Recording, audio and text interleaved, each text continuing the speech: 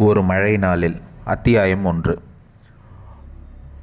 மழை கல்யாண வீட்டு பன்னீர் சொம்பு மாதிரி தூர ஆரம்பித்த போது ஹால் சுவரில் இடம்பெற்றிருந்த வால் கிளாக்கின் கடிகார குருவி 6 தடவை இனிப்பான சுருதியில் கத்தியது. சாயந்தர 6. ஹால் மத்தியில் ஆங்கிலத்தனமாய் கோட் அணிந்து கிருஷ்ணசுவாமி நின்றிருந்தார். வயது அவர் தலைக்கேசத்தில் பாதியை நரையாய் மாற்றியிருந்தது. கண்களுக்கு உயர்தர ஃப்ரேமில் மூக்கு கண்ணாடியை கொடுத்திருந்தார். கன்னத்தோரம் சுருக்கங்கள் பெற்று பற்களில் ஒன்றை தங்கமாய் மாற்றியிருந்தார். கொஞ்சம் தள்ளி குருமூர்த்தியும் புஷ்பவதியும் பெண்ணை தாரை வார்த்து கொடுத்தவர் மாப்பிள்ளை வீட்டில் எப்படி நிற்பாரோ அந்த தயக்கமான பவ்யமான தோற்றத்தோடு நின்றிருந்தார்கள். குருமூர்த்தி சாம்பல் நிற சஃபாரி. ஆரம்பகால 30 வயதுகளில் குடிக்க ஆரம்பித்த குருமூர்த்தி டாக்டரின் கடுமையான எச்சரிக்கையின் பேரில் 40களில் விட்டாலும் உடம்பு இவரை செமத்தியாய் ஆரோக்கியத்தில் பழிவாங்கியிருந்தது. புஷ்பவதி திரும்பி அவரை பார்த்தாள். அவளோடு அவள் மேலிருந்த நகை குவியலும் திரும்பியது. முகம் நிறைய சந்தோஷத்தை பவுடராய் பூசியிருந்தாள். நெற்றியில் 25 காசு அளவுக்கு குங்கும பொட்டு. மகள் தீபிகா காலேஜ் போக துவங்கிய நாளிலிருந்து தன் உடம்பில் ஷஃபான் நைலான்ஸ் வகையான புடவைகளுக்கு ரிட்டையர்மெண்ட் கொடுத்து விட்டாள். என்னங்க, தீபிகாவை பாரடி, மெல்லிய குரலில் கிசுகிசுத்தார். புஷ்பவதியின் பார்வை கொஞ்சம் தள்ளி சோபாவின் முதுகை நெயில் பாலிஷ் பூசிய நகத்தால் கீறியபடி நின்று கொண்டிருந்த தீபிகாவை தொட்டது. உறுத்தாத மேக்கப்பில் இருந்தால் தீபிகா. புன்னகை உதடுகளில் பர்மனண்ட் உத்தியோகம் வாங்கியிருந்தது. போன வாரம் கழுத்தில் மங்களமாய் கனம் ஏற்றப்பட்டிருந்தாள். என்னங்க, நம் தீபிகாவை இப்படி ஒரு நாளாவது தலையை குனிஞ்சிக்கிட்டு வெக்கத்தோடு பார்த்துருக்கியா? புஷ்பவதி புன்னகைத்தாள். புதையிடம்தானே, கொஞ்சம் நாளைக்கு அப்படித்தான் இருப்பா. அப்புறம்தான் தன்னோட சுயரூபத்தையே காட்டுவா. ஹாலில் இருக்கிற அவர்கள் 4 பேருமே மாடியிலிருந்து வரப்போகிற தீபிகாவின் புத்தம்புது கணவன் பிரசாத்துக்காக காத்து கொண்டிருக்கின்றனர். கிருஷ்ணமூர்த்தி மருமகளிடம் திரும்பினார். என்னம்மா, இன்னும் அவனை காணோம்? தீபிகா நிமிர்ந்தாள். முன்னாடி போ, நான் பின்னாலேயே வரேன் என்று சொன்னார் மாமா. போய் பார்த்து கூட்டிட்டு வாமா, டைம் ஆச்சு. தீபிகா புடவையை லேசாக உயர்த்தி கொண்டு மேலே போகிற படிக்கட்டுகளில் தடதடத்தாள். சதுர மொசைக் பரப்பு வந்தது. வெறுமனே சாத்தப்பட்டிருந்த கிரீம் நிற பெயிண்ட் பூசப்பட்டிருந்த கதவு தெரிந்தது. கதவு பரப்பில் அவள் கை வைத்து தள்ளிய போது 5 விரல் நகங்களிலும் இரத்த நிற நெயில் பாலிஷ் ஜொலித்தது. என்னங்க, கூப்பிட்டு கொண்டே உள்ளே நுழைந்தாள். ஃபோம் காலியாக இருந்தது. ட்ரெஸ்ஸிங் டேபிள் காலியாக இருந்தது. எங்கே போனார்? கண்களை ஒரு தரம் சுழற விட்டு யோசித்தபடி திரும்பியவள் விரட்டென ஒரு வினாடி திடுக்கிட்டு போனாள். கதவிலிருந்து குபீரென பாய்ந்த பிரசாத் அவளை ஒரே அணைப்பாய் அணைத்து கொண்டு ஒரு அவசரமான முத்தம் பதித்தான். என்னங்க இது? அம்மா அப்பா விளையாட்டு? நான் பயந்தே போயிட்டேன். பின்ன ஒழுங்காக நான் கேட்டப்பவே இதை நீ தந்திருக்கணும். கீழே மாமா அப்பா எல்லாரும் வெயிட் பண்ணுறாங்கன்னு சொல்லிவிட்டு அவசரமாக ஓடினேன். அதான் ஐயா ஒரு பிளான் போட்டேன். இதுக்கெல்லாம் குறைச்சல் இல்லை. அப்போ எதுக்கு குறைச்சல்? ஐயோ, இப்போ கீழே வரப்போகிறீங்களா இல்லையா? நான் வரணும்னா இன்னொன்று தேவை. ஒட்டு மொத்தமாக என்னமோ செஞ்சுக்கங்கன்னு சொல்லி தானே நம்மளை இப்போது ஹனிமூனுக்கு அனுப்புகிறாங்க. வட்டியோடு சேர்த்து ஊட்டியில் போய் வச்சுக்கங்க, வாங்க. பிரசாத் சிரித்தபடியே அவள் வெண்ணெய் இடுப்பை கிள்ளினான். இருவரும் இணைந்து படியிறங்கினார்கள். கிருஷ்ணமூர்த்தி கேட்டார், ஏண்டா தீபிகா ட்ரெஸ் பண்ணி புறப்பட்டு வந்து இவ்வளோ நேரமாச்சு, நீ ட்ரெஸ் பண்ணி புறப்பட்டு வர இவ்வளோ நேரமா? இல்லைப்பா, நான் பேக் பண்ணிக்கிட்டு இருந்தேன், அதான் லேட் ஆகிடுச்சு. சரி புறப்படுங்க, இங்கேயே மணி 6 ஆயிடுச்சு. பிரசாத்தும் தீபிகாவும் ஹாலை விட்டு வெளியேறி வந்தவர்கள் வராண்டாவை தொட்டு போர்ட்டிகோவிற்கு வந்தார்கள். மழை தூறல் தரையை நினைக்க முயற்சித்து கொண்டிருந்தது. மழை வேற வருது, பிரசாத் சொல்ல குருமூர்த்தி பதிலளித்தார். லேசான மழைதான், தூறலாகத்தான் இருக்கிறது. நீங்கள் மேட்டுப்பாளையம் போகிறதுக்குள்ளேயே இந்த தூறலும் நின்றுடும். போர்ட்டிகோவுக்குள் நின்றிருந்த அந்த சாக்லேட் நிற மாருதியின் பின் கதவை திறந்து சூட்கேஸை உள்ளே போட்டான் Prasad, guest house address note பண்ணிக்கிட்டியா? பண்ணிக்கிட்டேன்.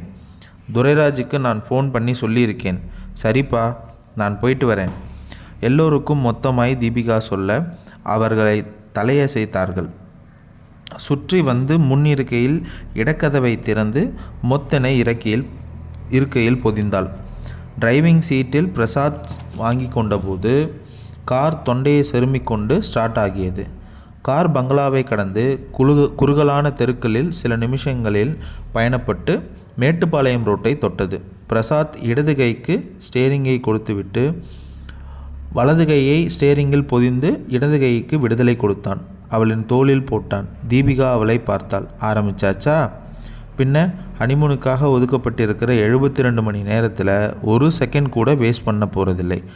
அதுக்காக இப்படி ஒரு கையில் கார் ஓட்டுறதா? அங்கே பாருங்கள், எதிரில் வர டவுன் பஸ் பேய் மாதிரியே வருது. ஓரமாக ஒதுங்குங்க. அதுக்கெல்லாம் ஒரு கை போதும். அவளை சீண்டி கொண்டிருந்த இடது கையை காட்டி சொன்னான். இதுக்குத்தான் இன்னும் 10 கை இருந்தாலும் பத்தாதே.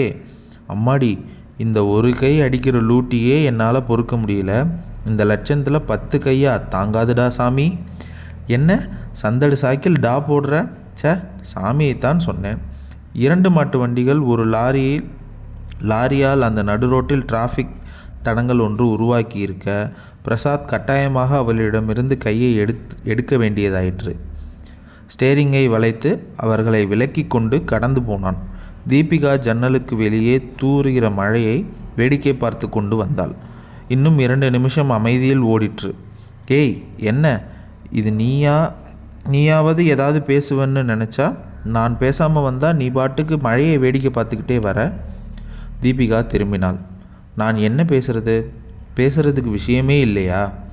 நீங்கள் தான் பெரிய பப்ளிக் ப்ராசிக்யூட்டர். ஏதாவது இன்ட்ரெஸ்டிங் கேஸ் இருந்தால் சொல்லுங்கள். வந்திருக்கிறது ஹனிமூன்.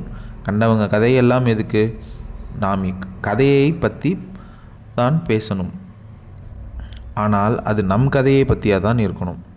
தாலி கட்டின நிமிஷத்திலிருந்தே நீயும் நானும் சரியாக மனசு விட்டு பேசவே இல்லை. புன்னகைத்தாள் தீபிகா. என்னை நீங்கள் பேச விட்டாதானே? ஒரு நிமிஷம் கிடைச்சா போதும். வாக்கியத்தை பாதியோடு கத்தரித்து கொண்டாள். புன்னகைத்தபடியே அவளை பார்த்து பிரசாத் சொன்னான். சரி, இப்போ பேசுவோமா? சொல்லிவிட்டு சில வினாடி இடைவெளியை கொடுத்து கேட்டான். தீபிகா, நீ யாரையாவது காலேஜ் டேஸில் லவ் பண்ணியிருக்கியா? அவனின் இந்த திடீர் கேள்வியால் சட்டென முகம் மாறி போனாள். விருட்டென்று திரும்பி அவனை பார்த்தாள். பிரசாத் உதடுகளில் புன்னகையை படர விட்டான். என்னடா திடீர்னு இப்படி கேட்குறானேன்னு நினச்சிக்காதே. எனக்கு அந்த எக்ஸ்பீரியன்ஸ் இருக்குது, அதான் கேட்டேன். யூ மீன் நீங்கள் ஏற்கனவே யாரையாவது லவ் பண்ணியிருக்கீங்களா? தலையசைத்தான். எஸ், அது ஒரு அவசர காதல். ஆரம்பித்த வேகத்திலேயே செத்தும் போச்சு. கண்ணாடியில் படிகிற நீர் கோலங்களை அவசரமாக அழிக்கின்ற வைப்பரை ஆன் செய்து பார்த்தபடியே சொல்ல ஆரம்பித்தான் பிரசாத். அடுத்த அத்தியாயம் அவனுடைய ஃப்ளாஷ்பேக். அத்தியாயம் 2. கோர்ட் வாசப்படிகளில் தடதடவென இறங்கினர் அவர்கள் 3 பேரும். கையில் கழற்றி வைத்திருந்த கருப்பு கோட்டுடன் பிரசாத், கஸ்தூரி கெமிக்கல்ஸ் மேனேஜிங் டைரக்டர் மதுராந்தகன், அதே கஸ்தூரி கெமிக்கல்ஸின் சீஃப் அக்கவுண்டன்ட் கீர்த்திகா. மதுராந்தகன் தினசரி ஷேவ் செய்வார். வாரம் தி வீக் படிப்பார். மாதம் ஒரு தடவை பழனி போவார். வருஷம் விமர்சையாக பர்த்டே கொண்டாடுவார். கடைசியாக அவர் கொண்டாடியது 50வது வயசு. அலுவலக விஷயங்களில் குறுக்கிடாத MA படித்த அவர் மனைவியை அவருக்கு ரொம்ப பிடிக்கும். சம்பந்தமே இல்லாத ஒரு வைரக்கடத்தல் கேஸில் சில விஷமிகள் செய்த சதியால் இவரின் பெயர் அடிபட்டு போக கோர்ட் படியை அவரின் பூட்ஸ் பரிசிக்க வேண்டிய நிர்பந்தம் உண்டாகி போனது. சீஃப் அக்கவுண்டன்ட் கீர்த்திகாவுக்கும் MCOM லட்ஜர்கள் அக்கவுண்டன்ட்களை தவிர ரொம்ப அழகாக புன்னகைக்க தெரியும். விதவிதமான சாரிகள் எந்த பக்கம் வைத்து கட்டினால் அழகாக இருக்கும் என்று தெரியும். அவளுக்கு வாங்குகிற சம்பளத்தில் தாராளமாக தங்க சம்சாரங்களை உடம்பில் நிறைத்து கொள்கிற வசதி இருக்கிறது. ஆனாலும் புடவை ஜாக்கெட்டுகளுக்கு மேட்சாகிற மாதிரி பிளாஸ்டிக் முத்து வகைராக்களை தான் வகை வகையாக வாங்கி அணிவாள். மதுராந்தகன் தன் அகலமான உதடுகளை விரித்து புன்னகைத்து பிரசாத்தின் கைகளை அழுத்தமாக குலுக்கினார். Prasad, please accept my heartful thanks. எதுக்கு? என்ன இப்படி கேட்குறீங்க? எவ்வளவு பிரமாதமாக ஆர்கியூ பண்ணி என்னை இந்த சிக்கலிலிருந்து ரிலீவ் பண்ணியிருக்கீங்க. ஃபீஸ் வாங்கிட்டு தானே செஞ்சேன். மதுராந்தகனும் கீர்த்திகாவும் புன்னகைத்தனர். You are joking. But fees வாங்குகிற வக்கீல்கள் எல்லாருமே கிளைண்ட்டுக்கு சந்தோஷத்தை வாங்கி தராங்களான்றது சந்தேகம்தான். நான் நன்றி சொன்னது உங்கள் அபாரமான தொழில் திறமைக்கு தான். ஓகே, அப்படியே நீங்கள் நன்றி சொல்கிறதானாலும் அந்த நன்றியை மிஸ் கீர்த்திகாவுக்கு சொல்லிடுங்க. அவங்க தான் அதுக்கு பாத்தியப்பட்டவங்க. அவங்க தைரியமாக கூண்டில் ஏறி சாட்சி சொல்லலைன்னா என்னோட திறமைக்கு அங்கே மதிப்பே இருந்திருக்காது. கீர்த்திகா புன்னகைத்தாள். இதில் என்ன இருக்குது? எனக்கு தெரிஞ்ச நிஜத்தை தானே நான் சொன்னேன். தெரிஞ்ச நிஜத்தை கோர்ட்டில் வந்து சொல்கிற தைரியம் எல்லாருக்கும் வந்துடாது மிஸ் கீர்த்திகா. கோர்ட் கிரவுண்டில் நிறுத்தப்பட்டிருந்த மாருதியின் 3 கதவுகள் திறக்கப்பட்டு 3 பேரும் உள்ளே புதிந்தார்கள். கொத்து கொத்தாய் அங்கே வக்கீல்கள் சூழ்ந்திருந்த ஜனங்களுக்கிடையே கார் நகர்ந்தது. மிஸ்டர் மதுராந்தகன், நீங்கள் 2 பேரும் எங்கே போகணும்? கம்பெனியிலேயே எங்களை ட்ராப் பண்ண முடியுமா? With pleasure. கார் திசையை மாற்றி கொண்டு போனது. போன வாரம் அந்த அரசு தரப்பில் ஏதோ மர்டர் கேஸ் ஆஜரானீங்களே, அது என்னாச்சு? விஸ்வநாதன் மர்டர் கேஸ் பற்றி கேட்குறீங்களா? அதுதான். உங்களுக்கு எப்படி தெரியும்? செத்துப்போன விஸ்வநாதன் ஒரு இண்டஸ்ட்ரியலிஸ்ட் ஆச்சே, சங்கத்தில் பேசிக்கிட்டாங்க. அதே லேபர் சின்னப்பனுக்கு தூக்கு தண்டனை நிச்சயமாயிடுச்சு. கேஸ் உங்களுக்கு நல்ல பேர் வாங்கி கொடுத்துருக்கு. சாட்சியங்கள் பூராவுமே எனக்கு சாதகமாக இருந்தாங்க. போலீஸ் கேஸை வலுவாக பின்னி இருந்தாங்க. எதிர்த்தரப்பில் வக்கீல் கடைசி நிமிஷத்தில் ஒரு புது சாட்சியை கொண்டு வந்து குழப்பம் பண்ணினார். ஆனால் அது எடுபடலை. ஜட்ஜ் தீர்ப்பை தீர்க்கமாக வாசிச்சிட்டார். அந்த பெரிய அட்மினிஸ்ட்ரேட்டிவ் பில்டிங்கின் முகப்பேருக்குமாய் கார் வந்து நின்றது. அவர்கள் இருவரும் இறங்கி கொண்டார்கள். ரொம்ப தேங்க்ஸ் மிஸ்டர் பிரசாத். வாட்ஸ் தேர்? தலையசைத்து விட்டு நகர்ந்தான். கோர்ட்டுக்கு அடுத்த வாரம் வரப்போகும் சுந்தராபுர கொலை வழக்கை எப்படி சந்திப்பது என்கிற யோசிப்போடு காரை ஆபீஸை நோக்கி விரட்டி போனான் பிரசாத். 10 நிமிஷம் ஆபீஸிற்குள் நுழைந்த அவனுக்கு சில குட் மார்னிங்குகள் கிடைத்தது. இருக்கையில் நிரம்பிய போது ஜூனியர் ஒருவர் வந்தார். என்ன பூபதி? இன்ஸ்பெக்டர் சேதுபதி தான் வந்துட்டு போனார். அடடே, என்ன சொன்னார்? சுந்தராபுரம் கேஸ் ஒரு முக்கியமான சாட்சி கிடைச்சிருக்காம். டீட்டெயில்ஸ் கேட்டு வச்சிங்களா? உங்கள்கிட்டயே விபரமாக பேசிக்கிறேன்னு சொல்லிட்டு போயிட்டார். அப்புறம் இந்த A3 ஃபைல் கொஞ்சம் எடுத்துகிட்டு வர முடியுமா பூபதி? பிரசாத் சொல்ல ட்ரிங் செலிஃபோன் வாயை திறந்தது. ரிசீவரை காதுக்கு கொடுத்தான் பிரசாத். மிஸ்டர் பிரசாத், பெண்குரல். ஹோல்டிங். பிரசாத், சாயந்தரம் நீங்கள் ஃப்ரீயா? எக்ஸ்கியூஸ் மீ, நீங்கள் யாருன்னு தெரியல. குரலை ஐடென்டிஃபை பண்ண முடியலையா? கொஞ்ச நேரம் முன்னாடி கூட உங்கள் கூட பேசிகிட்டு இருந்தேன். யோசிக்க சிரமப்பட்டான். நேரத்தை விரயமாக்க விரும்பாமல், சாரி, நீங்கள் யாருன்னு தெரியல. கீர்த்திகா. ஓ, நீங்களா? என்ன விஷயம்? சாயந்தரம் நீங்கள் ஃப்ரீயாக இருப்பீங்களா? ஏன்? உங்கள் கூட கொஞ்சம் பேசணும். திகைப்போடு ரிசீவரை பார்த்தான். என்ன விஷயம்? சில வினாடிகள் நேரம் தயக்கப்பட்டு விட்டு சொன்னாள். நேரில் சொல்கிறனே. சாயந்தரம் நீங்கள் ஃப்ரீன்னா கருணா இன்டர்நேஷ்னல் வாங்கலேன், வர்றேன் என்று சொல்லி ரிசீவரை வைத்தான். கீர்த்திகா எதற்காக கூப்பிடுகிறாள்? அத்தியாயம் 3. Hotel Karuna international. பணக்கார பர்தா போட்டு கொண்டிருந்தது ஹோட்டல். கொஞ்சம் சந்தோஷமான ஜனங்கள் நிறைய பேர் தெரிந்தார்கள். பிபியையும் சுகரையும் அலட்சியப்படுத்தி டாக்டரின் டயட் நியதியை நாசமாக்கி சாப்பிட்டு கொண்டிருந்தார்கள். ராத்திரி பகல் எல்லா நிமிஷங்களிலும் ஒரே மாதிரியான மசமசங்கள் வெளிச்சத்தை வெளியிட்டு கொண்டிருந்தது டைனிங் ஹால். அந்த டைனிங் ஹாலின் கடைசி வரிசையில் மூளை மேஜையில் பிரசாத் இருந்தான். கையில் இருந்த சிகரெட் சிவப்பு தொப்பியோடு. கொஞ்சம் கொஞ்சமாய் உயிரை விட்டு கொண்டிருந்தது. ஆஸ்ட்ரேயில் ஏற்கனவே உயிரை விட்ட சிகரெட்டு துண்டுகள் அலட்சியமாய் தெரிந்தது. 5:15 மணியிலிருந்து 9 டிகிரி பயணமாகியிருந்தது பெரியமுள். வரப்போகிற கீர்த்திகாவுக்காக காத்து கொண்டிருந்தான். காலையில் வந்த டெலிஃபோன் காலில் கீர்த்திகாவின் குரல் ரகசியம் பேசுகிற மாதிரி அவனது காதுகளில் மோதியது. உங்கள் கூட கொஞ்சம் பேசணும். என்ன பேச போகிறாள்? மதுராந்தகன் கேஸ் விஷயமா போன வாரம் நிறைய தடவை கீர்த்திகாவை சந்திக்க நேர்ந்தது. ஒரு தடவை கூட அவளை பார்க்கிற போதும் லேசான சஞ்சலம் நெஞ்சில் மோதும்.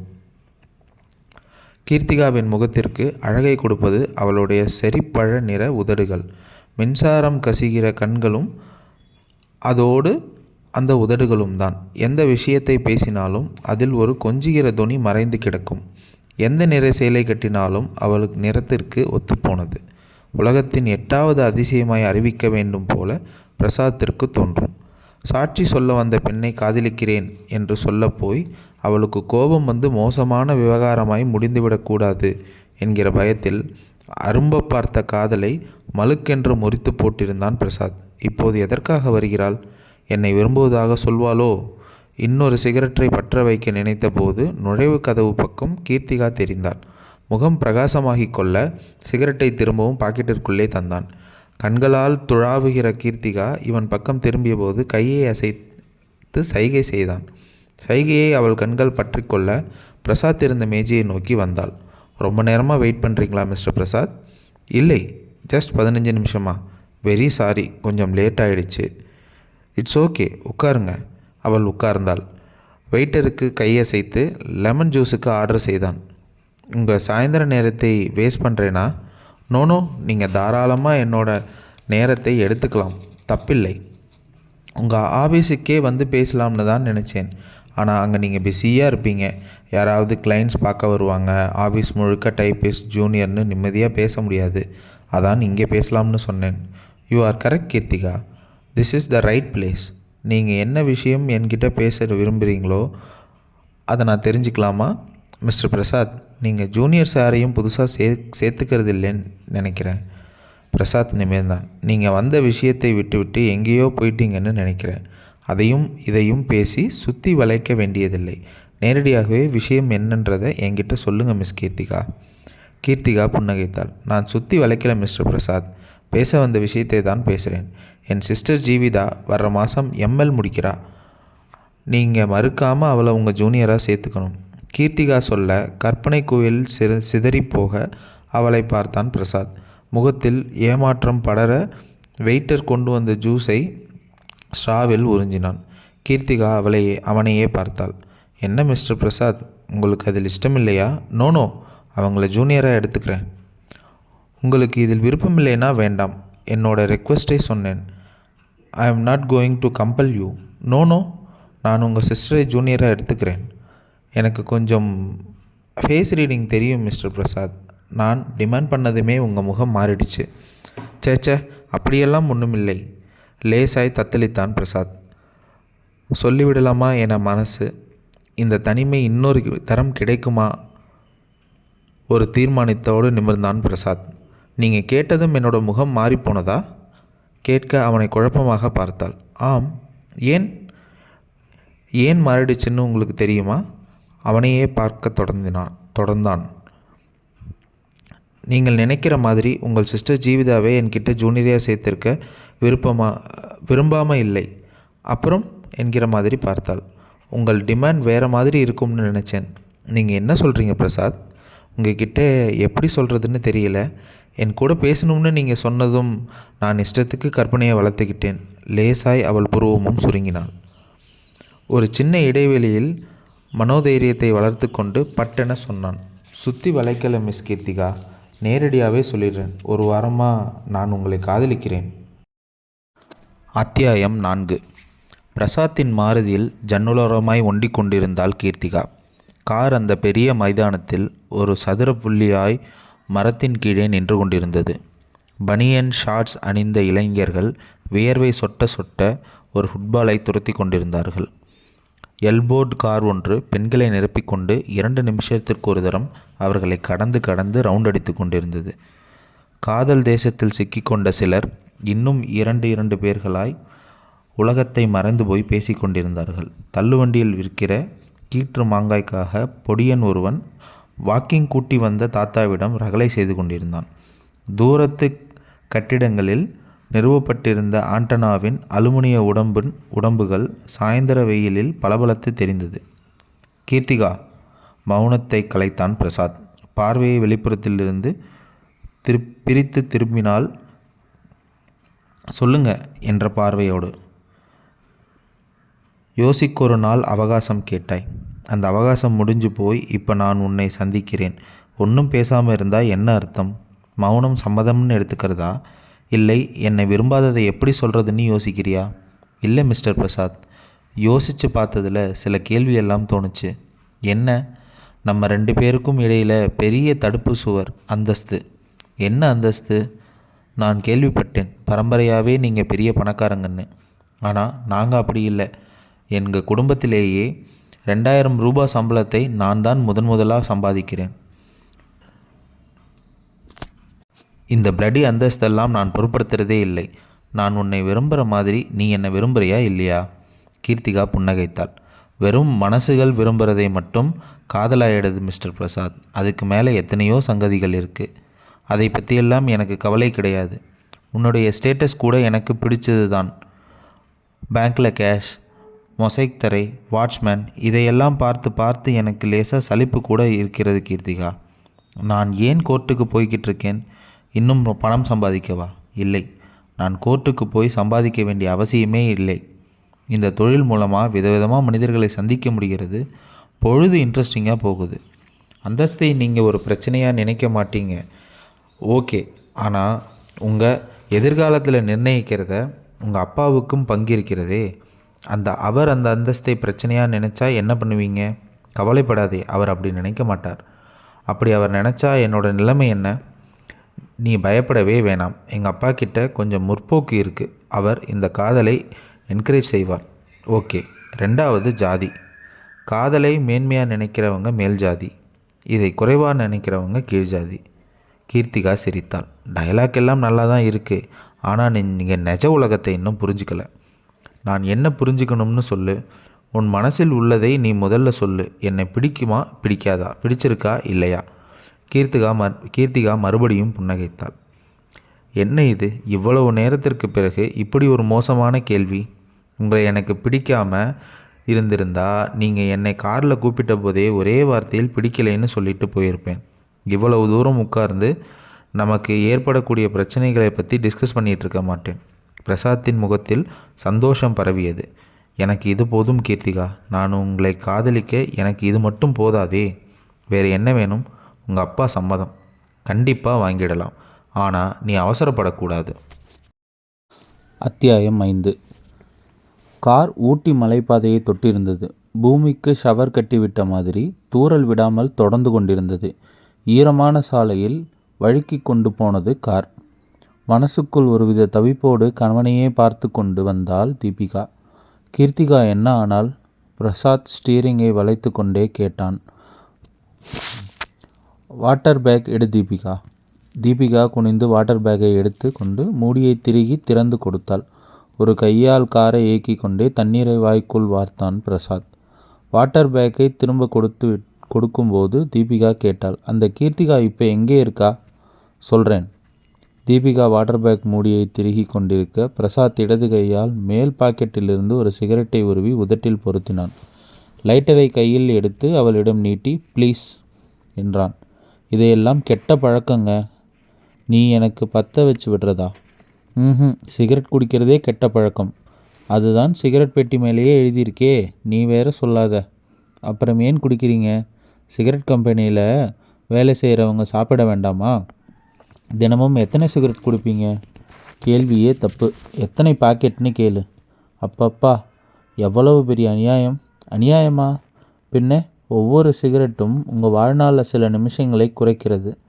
உங்களோட நான் இருக்கிற நேரங்களை குறைக்கிற இந்த சிகரெட்டுக்கு உங்கள் விரல் இடுக்கில் இடம் தர்றது எனக்கு செய்கிற அநியாயம் தானே? ஆர்கியூமெண்ட் பிரமாதம். ஸோ இந்த பழக்கத்தை விடுறீங்களா? விட்டுடுறேன், சீக்கிரம். பத்தவை. லைட்டர் கையில் வச்சுட்டு விளையாடாதே. என்னங்க இது, இப்போ தானே விட்டுடுறதா சொன்னீங்க. நிறுத்துறதுனா உடனே முடியுமா? கொஞ்சம் கொஞ்சமாக குறைச்சிட்டு வந்து தான் நிறுத்தணும். இனிமே என் பர்மிஷன் இல்லாமல் உங்கள் வாயில் புகை வரக்கூடாது. சரி. லைட்டரை பலுக்கென பற்ற வைத்தால் தலையை திருப்பி அந்த சின்ன ஜோதியில் நெருப்பை வாங்கி கொண்டான். இருட்டு மெல்ல மெல்ல சுற்றுப்புறத்தை ஆக்கிரமிக்க ஹெட்லைட் சுவிட்சை தட்டிவிட்டான் பிரசாத். ஏற்றிவிட்ட கண்ணாடியை ஃபூ என்று அலட்சியப்படுத்தி மலைக்குளிர் அவர்கள் உடம்பை நடுங்க வைக்கியது. என்னங்க இப்படி குளிருது? அதான் ஊட்டி. இப்போ உனக்கு குளிர் அடிக்காமல் இருக்கணுமா? ஆமாம், அந்த ஹீட்ரு சுவிட்சை ஆன் பண்ணி விடுங்க. காருக்குள் கதகதப்பாக இருக்கும். ஹீட்ரா? அதெல்லாம் தேவையில்லை. வேறு ஒரு வழி இருக்குது. என்ன? காரை அப்படி ஓரமாக நிறுத்திட்டு கண்ணடித்தான் பிரசாத். விவஸ்தை இல்லாமல் பேசாதீங்க. அவன் முதுகில் பொய்க்கோபத்தோடு குத்தினாள். சை, அவசரப்படுற. நீ முழுசாக சொல்கிறதுக்குள்ளேயே விவஸ்தை இல்லாமல் புரிஞ்சுக்கிட்ட. நானா? நீயே தான். காரை அப்படி ஓரமாக நிறுத்திட்டு சூட்கேஸில் இருக்கிற ஸ்வெட்டரை எடுத்து போட்டுக்கன்னு சொல்ல தான் வந்தேன். யூ மாத்திட்டீங்க என சிரித்தவள் தோளில் சாய்ந்தபடி மெல்லிய குரலில் கேட்டாள். அப்புறம் அந்த கீர்த்திகா என்ன ஆனா? உங்கள் தெய்வீக காதல் என்ன ஆச்சு? பாதியிலேயே விட்டுட்டீங்க. பிரசாத்திடம் இருந்த சிரிப்பு சட்டென காணாமல் போனது. சீரியஸாய் சிகரெட்டை ஆழமாக உறிஞ்சி புகையை உதடுகளில் வழிய விட்டான். அப்புறம் என்ன, ஒரு மாதம் நானும் கீர்த்திகாவும் எல்லா காதலர்கள் மாதிரியே பார்க், சினிமா, ஹோட்டல்னு அலைஞ்சோம். இடையிலேயே ஒரு நாள் உங்கள் அப்பா பார்த்து கூப்பிட்டு கண்டிச்சாங்க. அவசரமாக என்னை பெண் பார்த்து கல்யாணம் பண்ணி வச்சுட்டாங்க. அது அப்படிதானே? நீ ஏதாவது தமிழ் நாவல் எழுதினால் அப்படி கதையை கொண்டு போ. நடந்த விஷயம் அப்படி இல்லை. பின்ன என்னதான் நடந்துச்சு சொல்கிறேன். ஜன்னல் கண்ணாடியை கொஞ்சமாய் கீழே இறக்கி ஒரு சிலிர் குளிர்கொத்து காருக்குள் வீசி கொண்டிருக்கும் போதே ஆயுள் முடிந்து போன சிகரெட்டை இருட்டாய் இருந்த மலைச்சரிவை நோக்கி சுண்டினான். கொஞ்சம் பலமாயிருந்த தூறல் சிகரெட்டை சுண்டின அவன் கையை நினைத்துவிட்டது. மறுபடியும் கண்ணாடி ஜன்னலை ஏற்றிக்கொண்டே சொல்ல ஆரம்பித்தான். அத்தியாயம் 6. ஆஃபீஸ். சூழலும் உஷாவுக்கு கீழே ஃபைலை பார்த்து கொண்டிருந்தான் பிரசாத். மத்தியான நேரம் 3 மணி. டெலிஃபோன் கத்த ஆரம்பித்தது. ரிசீவரை எடுத்தான். ஹலோ, லாயர் பிரசாத் இருக்காரா? எஸ், பிரசாத் தான் பேசுகிறேன். நான் தண்டபாணி. ஓ, வாங்க சார். மெட்ராஸ்லேருந்து எப்போ வந்தீங்க? 1 மணி நேரம் ஆச்சு. ராஜரத்னம் ஸ்பின்னர்ஸ் போயிட்டு தான் வரேன். இப்போ தான் வந்தேன். உங்களை பார்க்கணுன்றதுக்காக தான் இந்த ட்ரிப்பே. Is it? சொல்லுங்கள், என்ன விஷயம்? With pleasure. எங்கே இருக்கீங்க? RM cottages, number 8. 15 நிமிஷத்தில் வர்றேன். ரிசீவரை கவிழ்த்தான். ஜூனியரை கூப்பிட்டு சில வேலைகளை கொடுத்து விட்டு ஆஃபீஸை விட்டு வெளியே வந்தான்.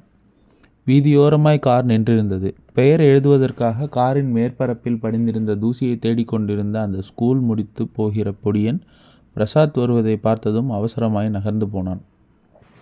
பிரசாத் RM காட்டேஜஸை தொட்டபோது நேரம் 4 மணி.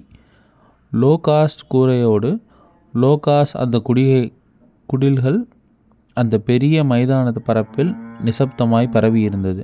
காட்டேஜ்களின் முன்புறம் டெக்னிக் கலரில் பூக்கள் புஷ்பித்திருந்தன.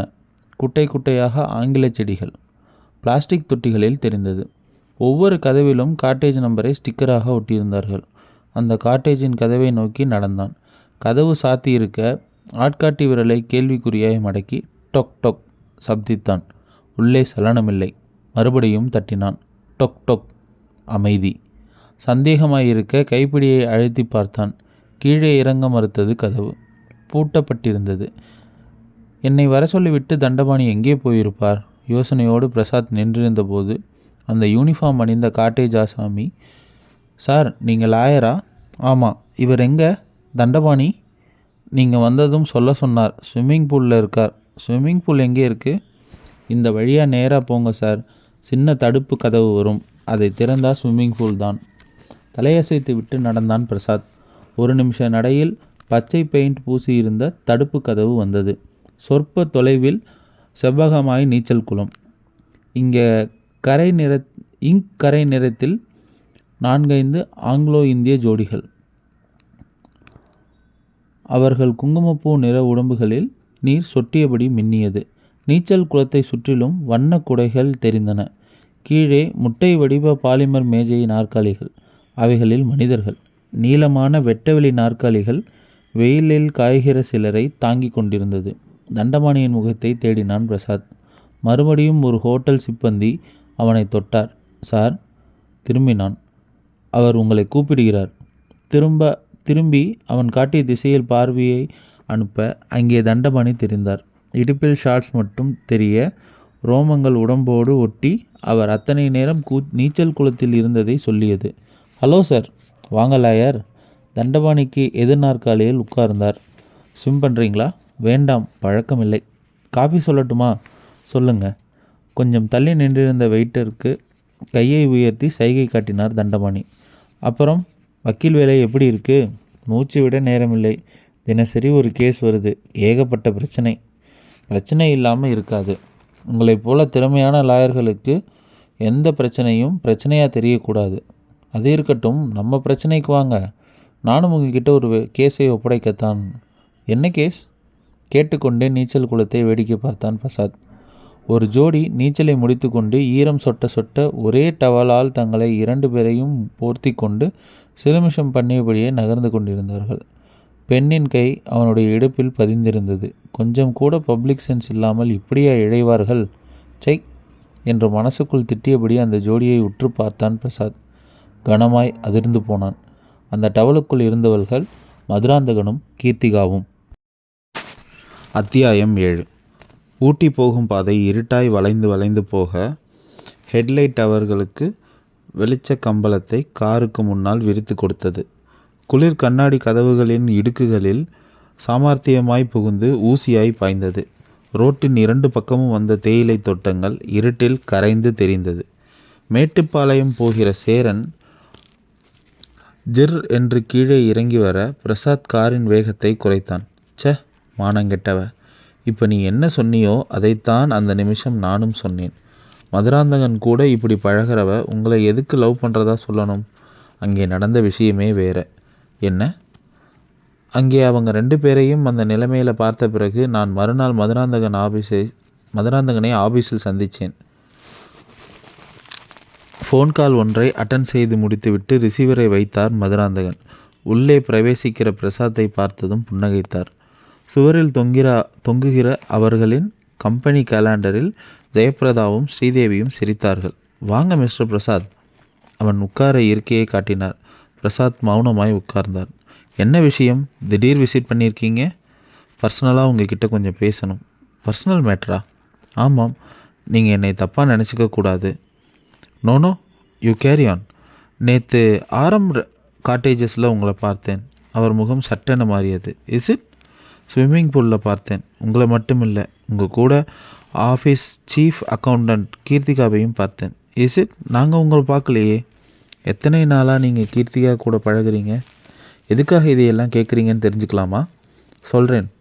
உங்கள் கேஸ் ஹேண்டில் பண்ணிக்கிட்டு இருந்த சமயம் எனக்கும் கீர்த்திகாவுக்கும் இடையில் காதல் அரும்பின விஷயம் உங்களுக்கு தெரியாதுன்னு நான் நினைக்கிறேன். மை குட்னஸ், நீங்கள் கீர்த்திகாவை காதலிக்கிறீங்களா? எஸ். அவளும் உங்களை விரும்புகிறாளா? எஸ். என்கிட்ட இதை கீர்த்திகா சொல்லவே இல்லை பிரசாத். நானும் சகலவிதமான வீக்னஸ்களும் நிறைஞ்ச சாதாரண மனுஷன். சீஃப் அக்கௌண்டண்ட் போஸ்டிங்கிலிருந்து அக்கௌண்ட்ஸ் மேனேஜர் ஆகணும்னு ரொம்ப நாளாக கீர்த்திகா ஆசைப்பட்டுட்டு இருந்தா. அடிக்கடி அதை என்கிட்ட ஞாபகப்படுத்துவா. அவள் சீக்கிரமாக அக்கௌண்ட்ஸ் மேனேஜர் ஆகணும்னா ஆரம் காட்டேஜுக்கு வரணும், கம்பெனி தரணும்னு சொன்னேன். உடனே ஒத்துக்கிட்டா. நான் லவ் பண்ணுறேன்னு சொன்னப்போ யோசிக்கிறதுக்கு ஒரு நாள் டைம் எடுத்துக்கிட்டா. நீங்கள் வரியான்னு கூப்பிட்டப்போ உடனே சரின்னு சொல்லியிருக்கா. மதுராந்தகன் பதில் பேச முடியாமல் நிற்க பிரசாத் மேஜையில் இருந்த இன்டர்காமின் மேல் கை வைத்தான். நான் உபயோகிக்கலாமா? தாராளமாக. ரிசீவரை கையில் எடுத்தான். கீர்த்திகாவுடைய நம்பர் என்ன? 62. பட்டன்களை தட்டினான். மறுமுனையில் சத்தம் போயிற்று. ஹலோ. கீர்த்திகாவின் குரல்தான். கீர்த்திகா? ஆமாம் சார். எம்டி அறையிலிருந்து இன்டர்காம் வந்திருப்பதை உத்தேசித்து சார் உபயோகித்து பேசினாள். நான் பிரசாத். திகைப்பு சில வினாடிகளுக்கு நீடித்தது. பின் அவிழ்ந்தது. ஓ பிரசாத், நீங்கள் என்ன இங்கே? மறுபடியும் ஏதாவது கேஸா? ஆமாம், ஒரு முக்கியமான கேஸ். ஏன் குரல் ஒரு மாதிரி இருக்குது? நேற்று நான் மூவிக்கு வராத கோபமா? இன்றைக்கி போகலாமா? ஏன் இன்னைக்கு? யார்கிட்டேயும் உனக்கு என்கேஜ்மெண்ட் இல்லையா? பிரசாத், என்ன சொல்கிறீங்க? ஆரம் காட்டேஜஸில் ஸ்விம்மிங் பூலில் உன்னை நான் பார்த்தேன். பிரசாத், ப்ரமோஷன் கிடைக்கணுன்றதுக்காக உடம்பை தார்வார்த்து உனக்கெல்லாம் எதுக்கடி காதல்? பிரசாத், நீங்கள் என்னை தப்பாக புரிஞ்சுக்கிட்டு இருக்கீங்க. நானும் எம்டியும் கொஞ்சம் ஃப்ரீயாக பழகுவோம். அவர் எனக்கு அப்பா மாதிரி. அப்பாவும் மகளும் ஒரே டவலுக்குள்ளே ஒருத்தரை ஒருத்தர் அணைச்சிக்கிட்டு வர்ற பாசத்தை நான் எங்கேயும் பார்த்ததில்லை. பிரசாத், நீ எதையும் பேசி மொழுகடிக்காதே. மதுராந்தகன் என்கிட்ட எல்லாத்தையும் சொல்லிட்டார். இன் ஃப்யூச்சர் அவருக்காவது துரோகம் பண்ணாமல் இரு. டொக் என்று கோபத்தோடு ரிசீவரை வைத்தான் பிரசாத். அவன் கோபத்தை பார்த்து திக் அடித்து போயிருந்தார் மதுராந்தகன். பிரசாத், அவளை ஆஃபீஸிலிருந்து டெர்மினேட் பண்ணிட்டுமா? வேண்டாம் மிஸ்டர் மதுராந்தகன். என்னால் அவளோட லக்ஸுரி லைஃப் கெட வேண்டாம். ப்ரொமோஷனுக்காக அவங்க கிட்ட உழைச்ச உழைப்பு வீணாக வேண்டாம். Sorry for the disturbance. நான் வரேன். அத்தியாயம் 8. பிரசாத்தும் தீபிகாவும் ஹனிமூன் புறப்பட்ட அதே தினத்தில் சாயந்தரம் 6:30 மணி கோயம்புத்தூரின் ராம்நகர் பகுதியில் ஒரு மீடியம் ரக டைல்ஸ் வீடு. நாற்காலியின் முதுகை பதித்து கொண்டு நின்றிருந்தாள் ஜீவிதா. புடவை என்றால் என்ன என்று அவளின் பளிர் உடம்புக்கு தெரியாது. இந்த நிமிஷம் கூட மஞ்சள் நிற புள்ளிவிட்ட கருப்பு நிற சல்வார் கமிசில்தான் இருந்தாள். கூந்தலை இரட்டை பின்னலாக முன்புறம் ஒன்றும் பின்புறம் ஒன்றும் பிரித்து விட்டிருந்தாள். இத்தனை நாள் என்கிட்ட நீ இந்த விஷயத்தை சொல்லவே இல்லைக்கா. பிரசாத்தை பற்றி சொல்லி முடித்திருந்த கீர்த்திகாவை வேர்வை புடவையால் ஒற்றியபடியே தலையசைத்தாள். 2 மாதம் அந்த ராஸ்கலோட நினைப்பில் நான் சரியாக சாப்பிடலை, தூங்கலை. அக்கா, நான் இந்த விஷயத்தை சும்மா விட போகிறதில்லை. இந்த விஷயத்தில் நான் உன்கட்சி. ரேப் பண்ணுறவனை கூட மன்னிச்சிடுவேன். ஆனால் காதல் ஆசை காட்டி மனசை வளைத்து போட்டு கைவிடுறவனை மன்னிக்கவே மாட்டேன். நீ எனக்கு உதவி பண்ணணும் ஜீவிதா. என்ன உதவி? அவனுக்கு போன வாரம் மேரேஜ் நடந்தது, தெரியும். இன்னைக்கு ஒய்ஃபை அழைச்சிட்டு ஊட்டிக்கு ஹனிமூன் போகிறானாம். அவன் சந்தோஷமாக இருக்கக்கூடாது. என்ன பண்ணுங்கிற? எதையாவது பண்ணி அவனோட சந்தோஷத்தை நாசம் பண்ணணும். நீ அதுக்கு எனக்கு உதவணும். எந்த வகையில் உதவணும்? நீயும் நானும் இப்போ ஊட்டி போக போகிறோம். போய் 2 பேரில் யாரையாவது ஒருத்தரை முடிக்க போகிறோம். ஜீவிதா தெக்கென்று நிமிர்ந்தாள். அக்கா, நீ என்ன சொல்கிற? நான் எதுக்கும் துணிஞ்சிட்டேன் ஜீவிதா. அந்த பிரசாத் என்றைக்குமே சந்தோஷமாக இருக்கக்கூடாது. ஹனிமூன் முடித்து ஊட்டியிலிருந்து கோயம்புத்தூர் வர்றப்போ 2 பேரில் யாராவது ஒருத்தர் பிணமாக தான் வரணும். எப்படி தீர்க்க போகிறோம்? அதையெல்லாம் நான் ஏற்கனவே தெரிஞ்சு வச்சுட்டேன். இது திடீர் திட்டம் இல்லை. 1 மாதம் யோசித்து உருவான திட்டம். பிரசாத் வீட்டில் கல்யாண பேச்சு அடிபட்ட நாள்லேருந்தே நான் போட்ட திட்டம். ஊட்டி போய் சேர்ந்ததும் என்னோட திட்டத்தை நான் சொல்கிறேன். ரொம்பவும் சுலபமான திட்டம்தான். நீ இந்த திட்டத்தில் முக்கிய பங்கு வகிக்கிற. நீ என்னக்கா சொல்கிற? முதல்ல புறப்படு. ஊட்டி போய் சேர்ந்ததும் உனக்கு எல்லாத்தையும் விவரமாக சொல்கிறேன். அக்கா, உன்கிட்ட ஒரு கேள்வி கேட்கலாமா? என்ன கேட்க போகிற? உன்னை காதலிச்சிட்டு இருந்த அந்த பிரசாத் திடீர்னு ஏன் மனசு மாறினார்? அதாண்டி தெரியல. காரணம் கேட்டியா? கேட்டேன். என்ன சொன்னான்? ஒன்றுமே சொல்லலை. என்கிட்ட பேசவும் அவன் பிரியப்படலை. ராஸ்கல் என்று சொல்லி பற்களை கடித்தாள் ஜீவிதா. அத்தியாயம் 9. மாருதி குன்னூர் டவனை தொட்டிருந்தது. தெருவிளக்குகள் வெளிச்சத்தில் மழை தூறல் பிசுபிசுப்பாய் தெரிந்தது. மழையை பொருட்படுத்தாமல் ஜனங்கள் ரெயின்கோட் தரித்து ஜர்க்கின் அணிந்து குடைகளின் கீழே நடந்து கொண்டிருந்தார்கள். தீபிகா ஏதாவது ஹோட்டலில் சாப்பிட்டு போயிடலாம் என்று கூறினான். ஊட்டி போகிறதுக்குள்ளே ஹோட்டலெல்லாம் மூடிடுவாங்க என்று அவளும் தலையசைத்தாள். காரை மெதுவாக நகர்த்தி நல்ல ஹோட்டல் ஒன்றை தேடினான். அதோ அங்கே பாருங்க, எதிர்வரிசையை காட்டினாள் தீபிகா. ஹோட்டல் சத்யபிரகாஷ். பெயிண்ட் பூசப்பட்ட சிமெண்ட் எழுத்துக்கள் ஹோட்டலின் நெற்றியின் மேல் பெரிய சைஸில் தெரிந்தது. காரை ரோட்டு ஓரமாய் கொண்டு போய் நிறுத்திவிட்டு உள்ளே நுழைந்தார்கள். ஹோட்டல் நிறைய டியூப்லைட் வெளிச்சம், சுமாரான கும்பல். அந்த டேபிளுக்கு போயிடலாமா? வாங்க. போய் உட்கார்ந்தார்கள். வந்த வெயிட்டரிடம் தேவையானதை சொல்லிவிட்டு தீபிகாவை ஏறிட்டான் பிரசாத். கீர்த்திகா செய்ததை சரின்னு ஒத்துக்கிறியா தீபிகா? எந்த நல்ல பொண்ணும் கீர்த்திகா செய்ததை சரின்னு ஒத்துக்கவே மாட்டா. ப்ரமோஷனுக்காக உடம்பை விற்கிற பெண் குடும்பத்துக்கு ஏற்றவளாக இருப்பாளா? தன்னோட அந்தஸ்தை உயர்த்திக்கத்தான் அவ சோரம் போனாலாம். Bloody pitch. இந்த வார்த்தையை அவ என்கிட்டயே தைரியமாக சொல்கிறா. அந்த கீர்த்திகாவோட சிஸ்டர் ஜீவி என்ன உங்கள் ஆஃபீஸில் இன்னும் ஏற்றுக்கிட்டு இருக்கீங்களா என்ன? ஆமாம், ஆனால் அவள் இன்னும் இல்லை. முதல் 2 நாள்லேயே அவள் என்னோடய ஆஃபீஸுக்கு சரிப்பட்டு வரமாட்டான்னு அவளை நிறுத்திட்டேன். சிறிது நேரம் மௌனமாய் ஐட்டங்களை மென்றார்கள். வந்த பில்லுக்கு தட்டில் சலவைத்தாளை செலுத்தி மீதியை டிப்ஸாக விட்டுவிட்டு ஹோட்டலில் நின்று வெளியே வந்தார்கள். இறக்கமான சாலையில் மழைநீர் ஊற்றிவிட்ட மாதிரி ஓடிக்கொண்டிருந்தது. ஹோட்டல் வாசலில் நின்றும் காருக்கு கொஞ்சம் ஓட்டம் கலந்த நடையில் போய் சேர்ந்தார்கள். உடம்பின் மேலே பட்ட மழை ஜில் ஜில் என்று உறைந்தது. காருக்குள் போனதும் தீபிகா சூட்கேஸை பிரித்து ஸ்வெட்டர் அணிந்து கொண்டாள். நீங்கள் ஸ்வெட்டர் போடலையா? இல்லை. ஏன், குளிரலையா? குளிர்து. அப்புறம் நீங்கள் கொஞ்சம் ஒண்டி உட்காந்துக்கிறீங்களா என்று அவன் கூறியதும் கொஞ்சம் முறைத்தாள். பிரசாத் சிரித்து கொண்டே இக்னிஷனை திருகினான். கொஞ்சம் பிகு பண்ணி கொண்டு ஸ்டார்ட் ஆனது கார். தீபிகா, என்னோட லவ் எக்ஸ்பீரியன்ஸ் பற்றி சொன்னேன். உனக்கு அப்படி எதுவும் அனுபவம் இருந்ததா? எனக்கு வேறு மாதிரி எக்ஸ்பீரியன்ஸ் சொல்ல ஆரம்பித்தாள் தீபிகா. அத்தியாயம் 10. பகல் 12:05. Government arts college. Deepika violet நிற சாரிக்குள் தன்னை நிறுத்தியிருந்தாள். சின்ன சின்ன வெள்ளை பூக்கள் சாரியில் பூத்திருந்தன. சுற்றியிருந்த 4-5 தோழிகள் நடுநடுவே நிலாவாக பிரகாசித்தார்கள். எல்லோருமாய் வராந்தாவில் நடந்து கொண்டிருந்தனர். தீபிகா, என்னடி, ஒரு நிமிஷம் திரும்பி பாரு. மாட்டேன். சும்மா திரும்பி பாருடி. மாட்டேன். கொஞ்சம் அவன் சந்தோஷப்படட்டுமேடி. அந்த பெண் குறிப்பிட்ட அவன் அந்த பெண்கள் கும்பலுக்கு சற்று பின்னால் வந்து கொண்டிருந்தான். வெண்ணிற சுடிதாரில் தெரிந்தான். கால்களில் வெண்ணிற ஷூக்கள். வடக்குக்கு போன தமிழ் நடிகரின் மீசை வைத்திருந்தான். முன்பக்க கேசம் அழகாய் கலைந்திருந்தது. கொஞ்சம் பேசாமல் வரீங்களா? அவன்தான் வேற வேலை இல்லாமல் அலையிறான்னா? சே, பாவண்டி. அவன் மூஞ்சியை பாரு, ரொம்ப சோகமாக இருக்கான். அதுக்கு என்ன செய்ய சொல்கிற? ஏன் இப்படி பின்னாடியே அலையிறீங்கன்னு ஒரு வார்த்தை கேட்டுடு. காலேஜுக்கு வந்தோமா, படித்தோமா, போனோமான்னு இருக்கணும். இல்லாமல் இப்படி பொம்பளைங்க பின்னாடி அலையிறவங்களெல்லாம் உருப்பட மாட்டாங்க. வெடுக்கென்று தீபிகா திரும்பி பார்த்தபோது அவன் கிளைப்பாதையில் சட்டென பிறந்து விட்டிருந்தான். பாவண்டி, ஓடிட்டான். யார் அவன்? யாருக்கு தெரியும்? ஒரு வாரமாக இப்படி என் பின்னாலேயே சுற்றுறான். பார்க்கிற வரைக்கும் பார்த்துட்டு நான் பிரின்ஸிபல் கிட்டே போக போகிறேன். வேணாண்டி, நீயே கூப்பிட்டு வான் பண்ணி அனுப்பிடு. அதான் சரி. பாவம் பரிதாபமெல்லாம் பார்க்கக்கூடாது. அப்படி பார்த்தா தலைக்கு மேலே ஏறிடுவானுங்க. லைப்ரரி என்று எழுதப்பட்டு அம்புக்குறி நீட்டி விட்டுப்பட்டிருந்த திசையில் நடந்து போனார்கள். அந்த முதல் ஃப்ளோரில் இருந்து ஹாஸ்டல் பிளாக்குக்கு தூரத்தில் இருந்த அந்த லைப்ரரி.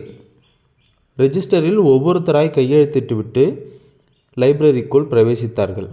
தீபிகாவும் அவளுடைய குழுவும் சில நாற்காலிகளை ஆக்கிரமித்தார்கள். மேஜையில் போட்டிருந்த அன்றைய நாளிதழ்கள் அவர்களின் கையில் புரண்டது. பார்வையை முதல் பக்கத்தில் செலுத்தி கொண்டிருந்த தீபிகா எதிர் நாற்காலியில் யாரோ வந்து உட்கார்ந்த உணர்வில் சட்டென நிமிர்ந்து பார்த்தாள். அவன் பெயருக்கு ஒரு மேகசினை கையில் வைத்திருந்தான். அவன் பார்வை தயக்கமாக தீபிகாவிடம் பதிந்திருந்தது. தீபிகா தலையை குனிந்து நாளிதழை மறுபடியும் பார்வையை செலுத்த தொடங்கினாள். மிஸ் தீபிகா நிமிர்ந்தாள். என்ன? என் பேர் ரவி, ஃபைனல் இயர் MA. உங்களுக்கு என்ன வேணும்? அவன் லேசான தயக்கத்தோடு அவளை பார்த்தான். தப்பாக நினச்சிக்காதீங்க. எதுக்கு? இதை தர்றதுக்கு என்று சொல்லிவிட்டு சட்டென மடிக்கப்பட்ட அந்த தாளை அவளின் கையில் அழித்துவிட்டு அடுத்த வினாடியே விடுவிடு என எழுந்து போய்விட்டான். கடிதத்தை செய்தித்தாளுக்குள் வைத்து பிரித்தாள். சுத்தமான கையெழுத்து ஓடியிருந்தது. அன்புள்ள மிஸ் தீபிகா, என் செயலில் கோபமில்லாத பட்சத்தில் மேலே படிக்கலாம். சென்ற வருஷத்திலிருந்தே உங்களை நான் கவனித்து வருகிறேன். உங்கள் தோற்றம், நடை, பாவனை, பேச்சின் மென்மையான உங்கள் உள்ளம் எல்லாவற்றும் ஈர்க்கப்பட்டு விட்டேன். இந்த என் ஆசையை உங்களிடம் சொல்ல நேரம் பார்த்து வருஷம் கழன்று போய்விட்டது. இனியும் நேரம் காலம் பார்க்க வேண்டாம் என்ற எண்ணத்தோடு தைரியம் வளர்த்து இந்த லெட்டரை உங்கள் கையில் சமர்ப்பித்து விட்டேன். அலங்கார வார்த்தைகளால் என் நேசிப்பின் ஆழத்தை எனக்கு விளக்க தெரியாது. பழகினால் நீங்களே புரிந்து கொள்வீர்கள். பழகுவீர்களா? பதிலை எதிர்பார்க்கும் ரவி. தீபிகா 2 நாட்கள் அந்த லெட்டரை கையிலேயே வைத்திருப்பது அவஸ்தைப்பட்டு பின் முடிவெடுக்க தெரியாத நிலையை தத்தளித்தாள். 4ஆம் நாள் லெட்டரை கிழித்து போட்டுவிட்டு சகஜ உணர்வை வரவழைத்து கொண்டு கல்லூரிக்குள் போனாள். பிரயோஜனமில்லை.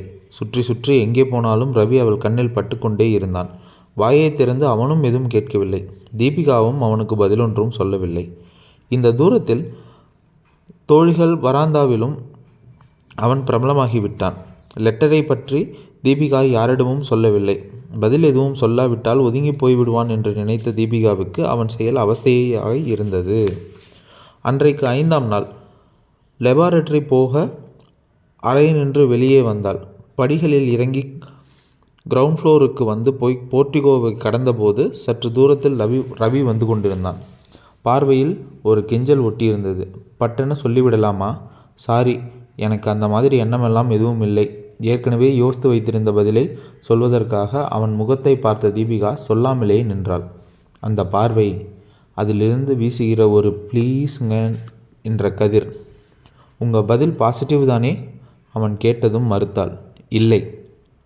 லேசாய் முகம் மாறினான். அப்படின்னா உங்களுக்கு என்ன பிடிக்கலையா? மௌனம். அதுவும் இல்லை இதுவும் இல்லைன்னா நீங்கள் என்ன நினைக்கிறீங்கன்னு புரிஞ்சிக்கவே முடியல. நான் இப்போ குழப்பமாக இருக்கேன். பரவாயில்ல, டைம் எடுத்துக்கோங்க, நல்லா யோசித்து சொல்லுங்கள். ஆனால் நீங்கள் முடிவு நல்ல முடிவாக தான் சொல்லுவீங்கன்னு எனக்கு நம்பிக்கை இருக்குது. நான் வர்றேன். லேபை நோக்கி நடந்தாள். லேபை நெருங்கிய போது சட்டென அந்த குரல்கள் அவளை மொய்த்தன. கோரஸாக பெண் குரல்கள். ஏய் தீபிகா, என்ன காதல் அரும்பிடிச்சு போல இருக்கு? சேச்சே, என்ன சேச்சே, இந்த நடிப்பெல்லாம் எங்ககிட்ட வேண்டாம். தீபிகாவின் நெருக்கமான தோழி விஜயா அவளின் தோளை பற்றினாள். நான் ஒன்றும் நடிக்கலை. ஏன் மறைக்கிற? எதை? தெரியாத மாதிரியே கேட்காத. அந்த ரவியை லவ் பண்ணுறதே. நான் எங்கே ரவியை லவ் பண்ணேன்? மறுபடியும் போய் சொல்லாதே. நாங்கள் தான் பார்த்தோமே, நீங்கள் 2 பேரும் மரத்தடியில் நின்று பேசிகிட்டு இருந்ததே. உடனே நான் லவ் பண்ணுறேன்னு அர்த்தமா? யாருக்கும் தெரியாமல் திருட்டுத்தனமாக சந்திச்சா அப்படி தான் அர்த்தம். அப்படி நீங்கள் கற்பனை செய்துக்கிட்டா நான் என்ன செய்ய முடியும்? என்ன சொல்கிற? நான் யாரையும் லவ் பண்ணலை. அப்புறம் ரவி கூட என்ன பேசிகிட்டு இருந்த? தீபிகா நடந்த விஷயங்களை சொன்னாள். நீ ரவியை விரும்புறியா? இல்லை. ஸோ நீ ரவியை வெறுக்கிற. அதையும் என்னால் சொல்ல முடியல. தோழி விஜயா குறுக்கிட்டு சொன்னாள். நீ அவரை அடிமனசில் லவ் பண்ணுற. நடைமுறை வாழ்க்கையில் இருக்க பிரச்சனைகளை நினச்சி பயப்படவும் செய்கிற. அதான் ஒரு முடிவொன்றை எடுக்க முடியாமல் குழப்பத்தோடு இருக்க. நீ என்ன சொல்ல வர? இந்த மாதிரி பிரச்சனைக்கு ஒரு தீர்வு இருக்குது. என்ன? எந்த டிஸ்டர்பன்ஸும் இல்லாமல் ஒரு தனி ரூமில் உட்காரு. ஒரு பேப்பரை எடுத்து வச்சுக்கிட்டு லிஸ்ட் அவுட் பண்ணு. உனக்கு ரவியை ஏன் பிடிக்குது, ஏன் பிடிக்கலைன்னு. அப்படி செஞ்சால் செய்து பார். ஒரு முடிவுக்கு வர்றதுக்கு சுலபமாக இருக்கும். தீபிகா சொல்வதை நிறுத்தினாள். பிரசாத் திரும்பி பார்த்தான். என்ன நிறுத்திட்ட? நான் சொன்னதை நீங்கள் தப்பாக நினச்சிக்கலையே? No no, very interesting. சொல்லு. அப்புறம் என்ன செஞ்ச? தனி ரூமில் உட்காந்து உன் ஃப்ரெண்ட் விஜயாவோட அட்வைஸ் பிரகாரம் செய்து பார்த்தியா? செஞ்சு பார்த்தேன். என்ன முடிவுக்கு வந்த? ஆக்சுவலாக நான் ரவி மேலே வச்சுருந்தது காதல் அல்ல, வெறும் பரிதாபம்தான். என்னையே சுற்றி சுற்றி அவன் வர்றதால் ஏற்பட்ட கழிவிறக்கம். அதை காதல்னு நினச்சி நான் அவனோட பழக ஆரம்பிச்சிருந்தா நிச்சயம் விபரீதமாகத்தான் போயிருக்கும். கடைசியில் என்ன தான் ஆச்சு? என்ன தான் செஞ்ச? அவனை கூப்பிட்டு புத்தி சொல்ல நினச்சப்போ தான் எனக்கே தெரியாமல் விஜயா அவனை பற்றி விசாரித்து பார்த்துருக்கா. அந்த ரவி பெரிய குடிகாரனாம். அவனோட ஹாஸ்டல் பூராவும் பிரசித்தமாம். தண்ணி போடாமல் அவனால் இருக்கவே முடியாதாம். அவனுக்கு தண்ணி போடாமல் தூக்கமே வராதாம். அவன் இருக்கிற திசைக்கே ஒரு குட் பை போட்டுட்டு விலகி நடக்க ஆரம்பிச்சிட்டேன். அவன் மறுபடியும் உன்கிட்ட பேச வரலையா? வந்தான். என்ன செஞ்ச? ஒரு கையில் ஸ்லிப்பரையும் இன்னொரு கையில் பிரின்சிபல் ரூமையும் காட்டினேன். ஆசாமி நழுவிட்டான். தீபிகா சொல்லியிருந்த போதே மலையரசி உங்கள் வரவேற்கிறாள் என்ற பெயர் பலகையின் மீது காரின் ஹெட்லைட் வெளிச்சம் விழுந்தது. தொலைவில் இருட்டில் ஊட்டி வெளிச்ச பொட்டுகளோடு தெரிந்தது. அத்தியாயம் 11. ஆர்எஸ்புரத்தில் அந்த பங்களா. தயாநிதி அடிக்கடி மணிக்கட்டில் இருந்த கடிகாரத்தில் முட்களின் நிலைமையை பார்த்தபடி இருந்தார். தயாநிதி 50 வயதில் சதைப்பிடிப்பாக இருந்தார். ஜிப்பாவிலும் வெள்ளை வெளையர் என்ற வேஷ்டியிலும் சுத்தமாய் தெரிந்தார். மூக்கு கண்ணாடி நிமிஷத்திற்கு ஒரு தரம் மூக்கு நுனிக்கு நழுவி கொண்டிருந்தது. அந்த நிமிஷம் அவர் முகத்தில் ஒரு அவசரத்தனம் ஸ்பெஷலாய் தெரிந்தது. என்னங்க, காப்பி கொண்டு வரட்டுமா? திரும்பி பார்த்தார். கதவோரம் அவர் மனைவி நின்றிருந்தாள். வேண்டாம். நானும் சாயந்தரத்திலிருந்து பார்க்குறேன். ஏன் குட்டி போட்ட பூனை மாதிரி இப்படி அலைஞ்சிக்கிட்டு இருக்கீங்க? உனக்கு அடுப்படியிலே வேலை இருக்கா? இருக்கு. போய் உன் வேலையை பாரு. என்னைக்கு எனக்கு கல்யாணம் ஆச்சோ அன்னையிலேருந்து இந்த வாக்கியம் எனக்கு மனப்பாடம் ஆயிடுச்சு. ஏதாச்சும் பிரச்சனைனா என்னை கலந்து பேசினாதானே ஆகும். தேவையான விஷயத்தை தான் கலந்து பேச முடியும். கொஞ்சம் தொணக்காமல் உள்ளே போறியா? இன்றைக்கி உங்களுக்கு என்னவோ ஆயிடுச்சு. முணுமுணுத்து கொண்டே வீட்டிற்குள் போனாள். மேலும் 5 நிமிஷத்தில் ஹாலை நடையால் அளந்திருப்பார். வாசலில் நிழலாடியது. சார், குரல் வந்தது. வாசல் பக்கம் பார்வையை திருப்பின தயாநிதி மலர்ந்தார். வாடா சக்திவேல். சக்திவேல் காட்டன் பேண்ட் ஷர்ட்டில் இருந்தான். 10ஆவதில் ஃபெயில் ஆனபோது ஆஃபீஸர் கனவெல்லாம் காணாமல் போக வாழ்க்கையில் திசை மாறிவிட்டான். ஊரில் பந்த் ஹர்தார் என்றால் அதற்கு முதல் நாளே போலீஸ் பிடித்து போகும் விஐபிகளில் இவனும் ஒருவன். தேய்ந்து போன செருப்பை வாசலில் விட்டுவிட்டு உள்ளே நுழைந்தான். வாடா, உள்ளே வா. ஹாலை ஒட்டியிருந்த அறைக்கு கூட்டி போனார் சக்திவேல். உள்ளே நுழைந்ததும் கதவை தாளிட்டார். சுவரோரமாய் இருந்த ஸ்டீல் பீரோவை அகலமாக திறந்தார். அந்த பிரீஃப் கேஸை எடுத்து மேஜையின் மீது வைத்து பிரீஃப் கேஸை திறந்து கட்டுகளை எடுத்தார். இந்தா, இது அட்வான்ஸ். சக்திவேல் பான் பாக்கெட்டிலிருந்து மடித்து வைத்திருந்த துணிப்பையை உருவினான். பையை விரித்து அந்த கரன்சி கட்டுகளை உள்ளே போட்டு கொண்டான். தயாநிதி ஒரு கலர் ஃபோட்டோவை நீட்டினார். ஃபோட்டோவில் கல்யாண பின்னணி இருந்தது. சந்தோஷமான முகங்களோடு பிரசாத்தும் தீபிகாவும். இவர்களைத்தான் முடிக்க வேண்டும் சக்திவேல். ஃபோட்டோ சமீபத்தில் எடுத்த மாதிரி இருக்குது. போன வாரம்தான் இந்த கல்யாணம் நடந்தது. இப்போ எங்கே இருக்காங்க? இப்போ கொஞ்சம் நேரத்துக்கு முன்னாடி தான் ஊட்டி போயிருப்பாங்க. இந்த மழையிலையா? ஹனிமூனுக்கு போனவங்க ஊட்டியை விட்டு கீழே இறங்கக்கூடாது. ஒரு சின்ன கேள்வி சார். என்ன? அவங்களை நான் முடிக்க வேண்டியதற்கான காரணத்தை தெரிஞ்சுக்கலாமா? அவங்கள தீர்க்கிறது மட்டும்தான் உன்னோட வேலை. சக்திவேல் துணிப்பையை அவரின் மேஜையில் பொத்தென வைத்தான். அப்போது அந்த பணத்தை எடுத்து வச்சுக்கங்க, நான் வரேன். சக்திவேல். தயாநிதி முகம் மாறினார். காரணம் தெரியாமல் நான் யாரையும் தீர்க்கிறதில்லை. அப்படி உட்கார். ஃபோல்டிங் சேரில் உட்கார்ந்தான் அவன். அந்த ஃபோட்டோவில் இருக்கானே மாப்பிள்ளை, அவனோட அப்பா கிருஷ்ணமூர்த்தி 10 வருஷத்துக்கு முன்னாலே என்னோட பிஸ்னஸ் பார்ட்னர். 2 பேருக்கும் இடையில் தகராறு வந்து பிரிஞ்சிட்டிங்களா? இல்லை, தகராறு வராமலே பிரிஞ்சிட்டோம். அந்த கிருஷ்ணசாமி என்னை ஏமாத்தின ராஸ்கல். எப்படி? எங்கள் பார்ட்னர்ஷிப்புக்கு கீழே இருக்கிற மற்ற கம்பெனிகளை எல்லாம் தனித்தனியாக பிரிச்சுக்கலாம் அப்படின்னு சொன்னான். ஏன்? எல்லா கம்பெனியும் அப்போ நல்லா ஓடிட்டு இருந்தது. ஒன்றா இருந்த அட்மினிஸ்ட்ரேஷன் கஷ்டம்னு சொன்னான். நம்பி பிரிச்சுக்கலான்னு ஒத்துக்கிட்டேன். அடுத்த ஒரே வருஷத்தில் நான் ஏமாந்து போனதை தெரிஞ்சுக்கிட்டேன். என் கஸ்டடியில் வந்த கம்பெனி பூராவும் ஹெவி லாஸ். அவனுடைய கம்பெனி மட்டும் லாபத்தில் போச்சு. ஆக அப்பா செஞ்ச மோசடித்தனத்துக்கு மகனுக்கும் மருமகளுக்கும் தண்டனையா? தண்டனை அப்பாவுக்கு தான். எப்படி? இந்த பிஸ்டலை பிடி, சொல்கிறேன். ஹனிமூனுக்கு போன மருமகனையும் மகனையும் பிணக்கோலத்தில் பார்த்து அந்த கிருஷ்ணசாமி வாழ்க்கை பூராவும் வருத்தப்படணும். அத்தியாயம் 12. ஊட்டி நகர ஏற்ற இறக்க ரோடுகளில் மேடான பகுதியில் இருந்தது அந்த கெஸ்ட் ஹவுஸை தொட்டது கார். சாத்தப்பட்டிருந்த காம்பவுண்ட் கேட்டின் மேல் ஹெட்லைட் வெளிச்சம் பாய ஹாரன் அடித்தான் பிரசாத். குடைபிடித்து கொண்டு குள்ளமாய் ஸ்வெட்டர் அணிந்து கொண்டு அவன் தெரிந்தான். காம்பவுண்ட் கதவை கால்பாகம் திறந்து கொண்டு காரின் ஜன்னல் அருகே ஓடி வந்தான். காருக்குள் இருந்த விளக்கை போட்டான் பிரசாத். என்ன ரத்னம், சௌக்கியமா? ஓ, நீங்களா? வாங்க சார். ஐயா கிட்டே இருந்து காலையிலே ஃபோன் வந்துச்சு. கொஞ்சம் குள்ளமாய் இருந்த அந்த ரத்தினம் குடையோடு கதவை நோக்கி ஓடினான். கிழக்கு முழுமையாக திறந்து வைத்தான். நேராக போர்ட்டிகோவுக்கு போயிடுங்க. ஷெட்டில் நிறுத்திட்டு நீங்கள் கெஸ்ட் ஹவுஸ் வர்றதுக்குள்ளே சுத்தமாக நினைஞ்சிருவீங்க. பிரசாத் காரை உள்ளே கொண்டு போய் நிறுத்தி இறங்கினான். லக்கேஜ் ஏதாவது இருக்குங்களா? ஒரே ஒரு சூட்கேஸ் இருக்குது, அதை மட்டும் எடுத்துக்கொண்டு உள்ளே வந்துரு. வார்னிஷ் பூச்சில் இருந்த தேக்கு மர கதவை தள்ளிக்கொண்டு உள்ளே பிரவேசித்தான். கோயம்புத்தூர்லேயும் மழைங்களா? சூட்கேஸை சுமந்தபடியே வந்தான் ரத்தினம். அங்கேயும் இதே மாதிரி தான். சாப்பிட ஏதாவது டிஃபன் செய்யட்டுமா? வேண்டாம், டீ மட்டும் போதும். அருகோண வடிவில் இருந்த அந்த ஹாலின் மத்தியில் சின்னதாய் ஒரு வட்ட டீப்பாய், மேலே ஃப்ளவர் வாஸ் பூங்கொத்தோடு தெரிந்தது. ஹாலின் இடது பக்கத்திலிருந்து ஒரு அறைக்குள் நுழைந்தான் ரத்னம். பிரசாத்தும் உள்ளே புகுந்தான். படுக்கையறையை கட்டிலை ஒட்டிய மாதிரி இருந்த ஷெல்ஃபில் சானியோ ஸ்டீரியோ ரெக்கார்டர் இருந்தது. சுழல்கிற கேசட் ஸ்டாண்ட் ஒன்று வயிறு பிதுங்கி தெரிந்தது. சூட்கேஸை இப்படி வச்சிட்றேங்க, வை. சோரோரமாய் வைத்துவிட்டு ரத்தினம் நகர்ந்து போனான். தீபிகா அறைக்குள் வந்தாள். உள்ளங்கையை தேய்த்து கொண்டு சூடேற்றி பிரசாத்தை பார்த்தாள். நீங்கள் இதுக்கு முன்னால் இங்கே வந்திருக்கீங்களா? 2 தடவை வந்திருக்கேன். ஒரு தடவை கெஸ்ட் ஹவுஸை சுற்றி பார்க்கலாமா? தாராளமாக. இன்னும் 3 நாளைக்கு இந்த கெஸ்ட் ஹவுஸ் நம்ம அரண்மனை. இந்த ரூம் தான் நம்ம அந்தப்புறம். இந்த இருட்டில் சுற்றி பார்ப்பதை விட நாளைக்கு பகலில் பார்த்தா நன்றாகவே இருக்கும் மகாராணி. தீபிகா கையெடுத்து கும்பிட்டாள். உத்தரவு.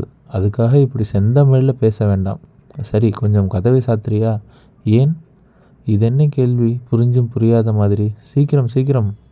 இப்போ இந்த ரத்னம் டீ எடுத்துகிட்டு வருவான், அது வரைக்கும் பொறுமை தேவை. டீ குடிச்சிட்டு நான் ட்ரெஸ் சேஞ்ச் பண்ணணும், அதுவரை பொறுமை தேவை. போச்சு, இந்த ரூம்லேயே எனக்கு வயசாகிடும். டொக் டொக். இங்கீதம் தெரிந்த ரத்னம் அரைவாசலை தட்டி விட்டு உள்ளே நுழைந்தான். கையில் ஆவி பறக்க டீ டம்ளர் இருந்தது. பிரசாத்திடம் ஒன்றை கொடுத்துவிட்டு தீபிகாவிடம் இன்னொன்றை நீட்டினான். ரத்னம். பிரசாத் கூப்பிட்டான். என்னங்க, நீ எப்பவும் எங்கே தங்குவ? இந்த கெஸ்ட் ஹவுஸில் தான். உங்கள் வீடு எங்கே இருக்குது? சில்வர் கிராஸில். இங்கே முதலாளி வர்ற சமயங்களில் வீட்டுக்கு போயிடுவியா? இல்லைங்க ஐயா, அப்போவும் இங்கேயே தான் தங்குவேன். யார் இருந்தாலும் சரி இல்லைன்னாலும் சரி, ராத்திரியெல்லாம் இங்கே தான் இருப்பேன். வீட்டில் யார் இருக்கா? சம்சாரம் இருக்காங்க, 2 குழந்தைங்க இருக்குது. சம்சாரம் கோச்சிக்க மாட்டாங்களா நீ ராத்திரி இங்கேயே தங்கிடுறதுனால? கல்யாணமான புதுசில் கேள்வி வந்துச்சு தான். அப்போ ரொம்ப கோச்சிக்கிட்டாங்க. போக போக பழகிக்கிட்டாங்க, புரிஞ்சுக்கிட்டாங்க. அதனால் ராத்திரி இங்கே தங்குவேன், பகலில் வீட்டுக்கு போயிடுறேன். இந்த கெஸ்ட் ஹவுஸை சாவியை என்கிட்ட கொடுத்துட்டு நீ வீட்டுக்கு போ. இன்னும் 3 நாளைக்கு நீ இந்த பக்கமே வர வேண்டாம். ராத்திரிக்கு நாங்கள் பார்த்துக்குறோம், நீ போயிட்டு வா. காலை உங்களுக்கு சமையலுக்கெல்லாம் ஆள் சொல்லணும். நீங்கள் பாட்டுக்கு 3 நாளைக்கு லீவு கெஸ்ட் ஹவுஸ் பக்கமே வராதுன்னு சொல்கிறீங்களே, அதெல்லாம் நீ கவலைப்பட வேண்டாம். நாங்கள் ஹோட்டலில் சாப்பிட்டுக்குறோம். வேணாங்க, கெஸ்ட் ஹவுஸில் தங்கி இருக்கவங்க ஹோட்டலில் சாப்பிட்றாங்களான்னு முதலாளி மசன்னு என்னைத்தான் திட்டுவார். அவர்கிட்ட நாங்கள் சொல்லலை, நீ போயிட்டு வா. தயக்கமாக நகர்ந்தான் ரத்னம். ஏன் அவனை அனுப்பிட்டீங்க? கொஞ்சம் நேரத்துக்கு முன்னாடி நீ சொன்ன பிரச்சனையெல்லாம் இல்லாமல் சுதந்திரமாக இருக்கத்தான். என்ன பிரச்சனை? அவசரப்படாதீங்க. இப்போ ரத்னம் டீ எடுத்துகிட்டு வந்துட்டு வருவான்னு சொன்னியே, அந்த மாதிரி தொந்தரவு எதுவும் இல்லாமல் நாம் ஃப்ரீயாக இருக்கத்தான். சொல்லிக்கொண்டே அவளை நோக்கி வந்தான். தீபிகா விலகி நின்றாள். மூளை அபாரமாகத்தான் வேலை செய்யுது. இருங்க, நான் போய் முன்பக்க கதவை லாக் பண்ணிட்டு வர்றேன். அந்த அறையை விட்டு வெளியேறி ஹாலில் மாட்டியிருந்த போர்ட்ரேயில் ஸ்டீம் பேக்குகளை பார்த்தபடியே முன் வராந்தாவிற்கு வந்து போர்டிகோவின் விளிம்புக்கு வந்தாள். வெளிப்புறம் இருட்டாய் இருந்தது. பராமரிக்கப்பட்ட முன்புற தோட்டங்கள் மத்தியில் அங்கங்கே லேசான வெளிச்சம். பனி போர்வையில் மயங்கி போய் தெரிந்தது. நிகழ்ச்சிகளை ஆரம்பிக்கும் முன் ஆன் செய்யப்பட்ட ரேடியோவில் வருகிற ஒரு விதமான ரிதமான சத்தத்தோடு மழை பெய்து கொண்டிருந்தது. காம்பவுண்ட் கேட் அருகே நடந்து போகிற ரத்னம் மங்களாய் தெரிந்தான். காம்பவுண்ட் கதவை திறந்து வெளியே திரும்பி நின்று சாத்தி விட்டு போனான். முன்னால் இருந்த பெரிய கதவை தாளிட்டு விட்டு திரும்பி வந்தாள். பிரசாத் லுங்கிக்கு மாறியிருந்தான். இனி தடையே இல்லை. ப்ளீஸ், மேக்ஸிக்கு மாறுகிற வரை. பிரசாத் கோபத்தோடு அந்த ஆடியோவின் பக்கம் திரும்பினான். கேசட் ஸ்டாண்டில் காய்த்திருந்த கேசட் ஒவ்வொன்றாய் தேர்ந்தெடுத்து கொண்டு உள்ளே போட்டு செட்டை ஆன் செய்தபோது கதகதப்பாய் பின்னிருந்து கழுத்தை வளைத்தாள் தீபிகா. ஐயாவுக்கு கோபம் வந்துருச்சா? பின்ன வராதா? சாரி, அதை இப்படி சொல்லக்கூடாது. பின்னே எப்படி? அப்படி ஃபோமுக்கு வா, சொல்கிறேன். அவளை நகர்த்தி போய் ஃபோம் ஓரமாக சுவிட்ச் போர்டில் இருக்கிற அரை விளக்கை சுவிட்சை தட்டி அணைத்தான். அத்தியாயம் 13. சில மணி நேரங்கள் கழிந்திருக்கும். சட்டென தீபிகாவுக்கு விழிப்பு தட்டியது. புரண்டு படுத்தாள். சிவப்பாய் கொண்டிருந்த பெட்ரூம் விளக்கு வெளிச்சத்தில் பிரசாத்தின் முதுகு தெரிந்தது. ஆழமான தூக்கத்தில் இருந்தான். தொண்டை வறண்ட மாதிரி இருக்கவே கம்பளியை விலக்கி கொண்டு எழுந்து உட்கார்ந்தாள். முகத்தை உள்ளங்கையால் அழுத்தமாக வழித்துவிட்டு தலைக்கேசத்தை ஒதுக்கி கொண்டே கட்டிலை விட்டு இறங்கினாள் தீபிகா. வெளியே மழை இன்னமும் பெய்யும் வண்ணம் இருந்தது. சத்தம் நன்றாக கேட்டது. ராத்திரியே ஒரு தரம் கெஸ்ட் ஹவுஸின் உட்புற அறைகளை பார்த்திருக்கலாம் என்று இப்போது தோன்றியது தீபிகாவுக்கு. கிச்சன் எந்த பக்கம் இருக்கிறது? யோசித்து கொண்டே அறையை விட்டு வெளியே வந்தாள். எல்லா அறைகளிலுமே 0 வாட்ஸ் பல்பு தெரிந்ததால் சுலபமாக நடந்தாள். 2 அறைகளை கடந்து வந்தபோது டைனிங் ரூம் தெரிந்தது. உள்ளே நுழைந்தாள். டேபிளின் மேல் தண்ணீர் ஜக் தெரிந்தது. ஜக்கை நோக்கி தீபிகா நடந்த வினாடி அந்த அறையின் கண்ணாடி ஜன்னலுக்கு வெளியே ஏதோ நிழலாடிய மாதிரி தோன்றியது. சட்டென தீபிகா பார்த்தாள். வெளியே இருட்டு. ஜன்னலுக்கு பின்னால் அடர்த்தியாய் தெரிந்தது. ஏதோ நகர்ந்த மாதிரி இருந்ததே. வாட்டர் ஜக்கை எடுத்துக்கொண்டு அவசரமாய் அறையை நோக்கி நடையிட ஆரம்பித்தாள். அடுத்த அறையை கடக்கிற போது வெளியே ஏதோ சத்தம் கேட்கிற மாதிரி உணர்ந்தாள் தீபிகா. நடையை நிறுத்தினாள். சரக் சரக். யாரோ நடக்கிற சத்தம் துல்லியமாக கேட்டது. தீபிகாவின் இருதயம் படபடத்தது. ஜன்னல் வழியே எட்டி பார்க்கலாமா? எழுந்த எண்ணத்தை செயலாக்க விடாமல் பயந்து போன மனம் தடுத்து விடவே வேக வேகமாய் பெட்ரூமை நோக்கி நடந்தாள். ஃபோமில் மண்டியிட்டு பிரசாத்தின் முதுகை உலுப்பினாள். என்னங்க என்னங்க? பிரசாத் என்ற முனகலோடு கம்பளியை இழுத்து பொருத்தி கொண்டு திரும்பி படுத்தான். கம்பளியை வலுக்கட்டாயமாக விலக்கி அவன் கன்னத்தை தட்டினாள். என்னங்க, கொஞ்சம் எந்திரிங்க. எந்திரிங்க. என்ன தீபிகா, வெளியே என்னவோ சத்தம் கேட்குதுங்க. சத்தமா? யாரோ நடக்கிற சத்தம். நடக்கிற சத்தமா? காதை கூர்மையாக்கினான். சட் சட் சட் சட் சட் சட். மழை பெய்யுது. இல்லைங்க, நடக்கிற சத்தம் கேட்குது. கம்பளியை உதறிவிட்டு ஜன்னலோரமாய் போனான். கர்ட்டனை இழுத்து ஓரமாக தள்ளினான். கண்ணாடி ஜன்னலுக்கு வெளியே மழை நீர்த்தி விலைகள் புள்ளி புள்ளியாய் ஒட்டியிருந்தன. ஜன்னல் தாழை கீழே தள்ளி திறந்தான். காத்து கொண்டு நின்றிருந்த மாதிரி குப்பென்று உள்ளே குளிர் பிரவேசித்தது. மழைச்சாரல் மேலே தெரித்தது. வெள்ளிப்பம் பார்வையில் பதித்தான். தோட்டம் தெரிந்தது. லேசான சரிவோடு தரை தெரிந்தது. சலசலவென்று மழை சத்தம். காம்பவுண்ட் சுவர் வரைக்கும் துல்லியப்படுத்தி கண் பார்வையை அனுப்பினான். மழை கம்பிகளை தவிர வேறு எதுவும் தெரியவில்லை. புது இடம், அதான் நீ பயந்துட்ட. இல்லைங்க, யாரோ நடக்கிற சத்தம் எனக்கு நல்லா கேட்குது. சிரித்தான் பிரசாத். ரொம்ப பயமாக இருந்தா என்னை இறுக்கி கட்டி பிடிச்சிட்டு படுத்துக்கோ. உங்களுக்கு எல்லா நேரமும் விளையாட்டு தான். சிரித்தபடியே மறுபடியும் ஜன்னலை சாத்த போன போது பிரசாத்தின் முகம் குபீர் என்று மாறியது. சரக் சரக். பார்த்தீங்களா? கிசுகிசுப்பாய் கத்தினாள் தீபிகா. ஜன்னலை சாத்தாமல் பார்வையை தீட்டிக்கொண்டு வெளியே பார்த்தான் பிரசாத். சத்தம் கெஸ்ட் ஹவுஸின் இன்னொரு பக்கத்திலிருந்து வந்து கொண்டிருந்தது. தீபிகா, நீ இங்கேயே இரு. என்னங்க, எங்கே போகிறீங்க? இப்போ வரேன். எங்கே போகிறீங்க? வெளியே போய் பார்த்துட்டு வரேன். நீங்கள் வெளியே போய் ஒன்றும் பார்க்க வேண்டாம். அப்புறம் என்ன எதுக்கு எழுப்புன? பயமாக இருந்தது, அதான். நிச்சயமாக எவனோ வெளியில் நடந்துக்கிட்டு இருக்கான். நீ இரு, நான் போய் பார்த்துட்டு வரேன். வேண்டாங்க, அப்படியெல்லாம் வெளியில் போகிறது தப்பு. வர்றவன் கையில் ஏதாவது வச்சிருப்பான். பயப்படாதே, நீ ரூம்லேயே இரு. சொல்லிக்கொண்டே கதவை நோக்கி நடந்தான். ஒரு நிமிஷம் இருங்க. ஏன்? சூட்கேஸில் இருக்கிற டார்ச்சையாவது எடுத்துகிட்டு போங்க. கொண்டா. நீங்கள் போயிடாதீங்க, நானும் வரேன். ஓட்டமாய் அறைக்குள் போனாள். சூட்கேஸ் கலைக்கப்படுகிற சத்தம் கேட்டது. போன வேகத்திலேயே சின்ன டார்ச்சோடு திரும்பி வந்தாள். இந்தாங்க. வாங்கி கொண்டு வெளியே கதவு தாழ்பாலை திறந்து கொண்டு போர்ட்டிகோவுக்கு வந்தார்கள். போர்ட்டிகோ படிகளில் மெல்ல இறங்கினார்கள். சத்தம் வலது பக்கம் இருந்து தானே கேட்டது? ஆமாங்க. கெஸ்ட் ஹவுஸின் வலப்பக்கமாய் நடந்தார்கள். மழை வேற துருன்னு பேஞ்சிக்கிட்டே இருக்குது. சுவரோரமாகவே நடங்க.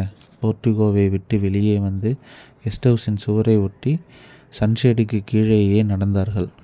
பிரசாத்தின் பார்வை அலைந்தது. காது முடிந்த அளவுக்கு குறைந்த டெசிபலை சத்தத்தை உணர தயாராக இருந்தது. லானின் பச்சை அழகை இருட்டடித்து செய்திருந்தது.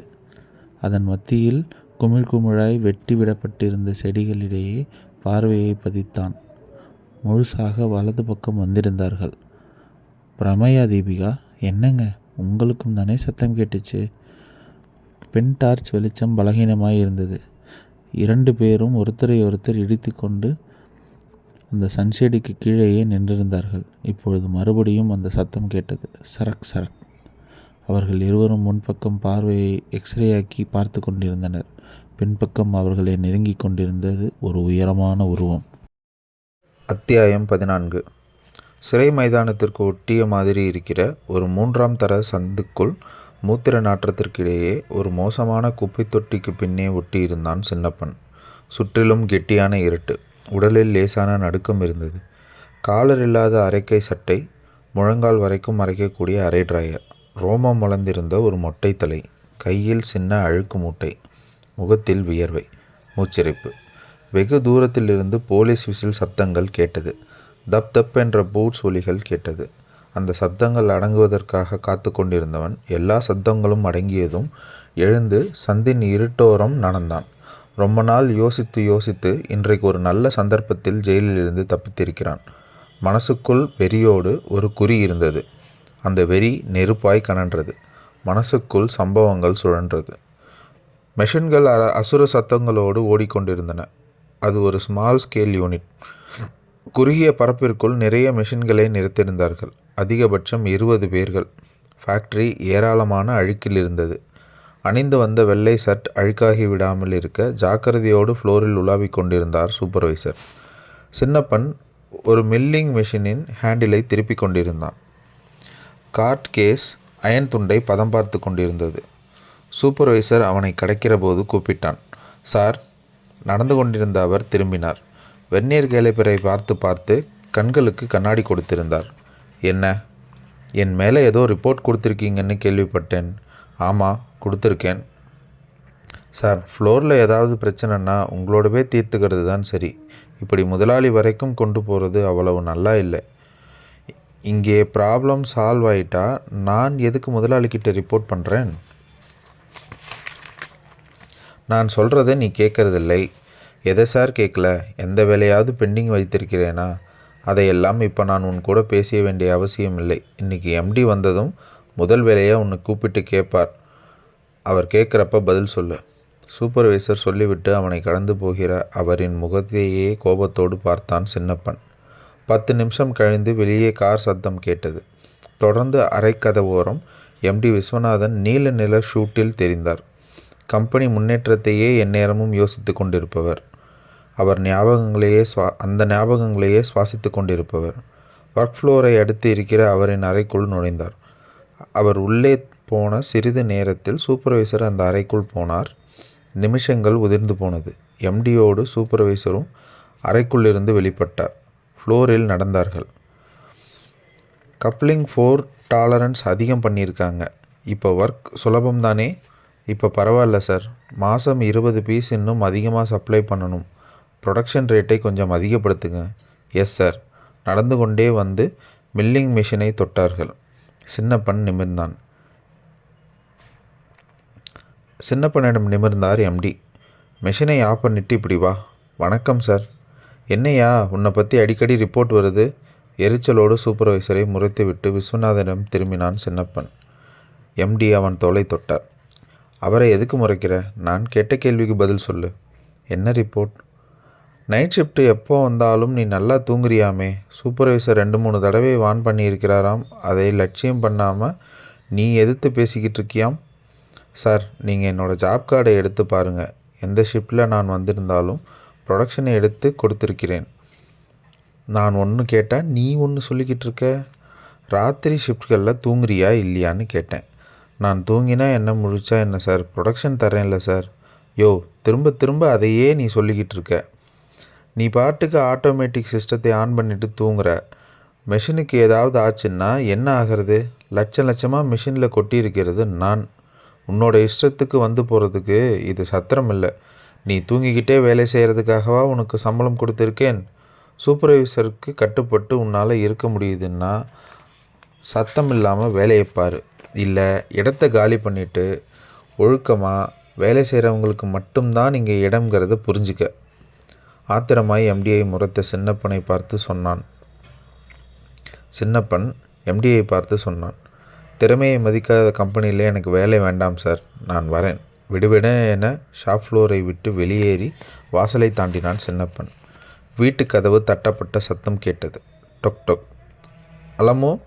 கட்டிலில் மல்லாந்து படுத்திருந்த சின்னப்பன் கூப்பிட அவருடைய மனைவி அலமேலு சமையலிலிருந்து வெளிப்பட்டார். கழுத்தில் தாலி சரடு மட்டும் தெரிந்தது. என்னங்க, யாரோ கதவை தட்டுறாங்க பாரு.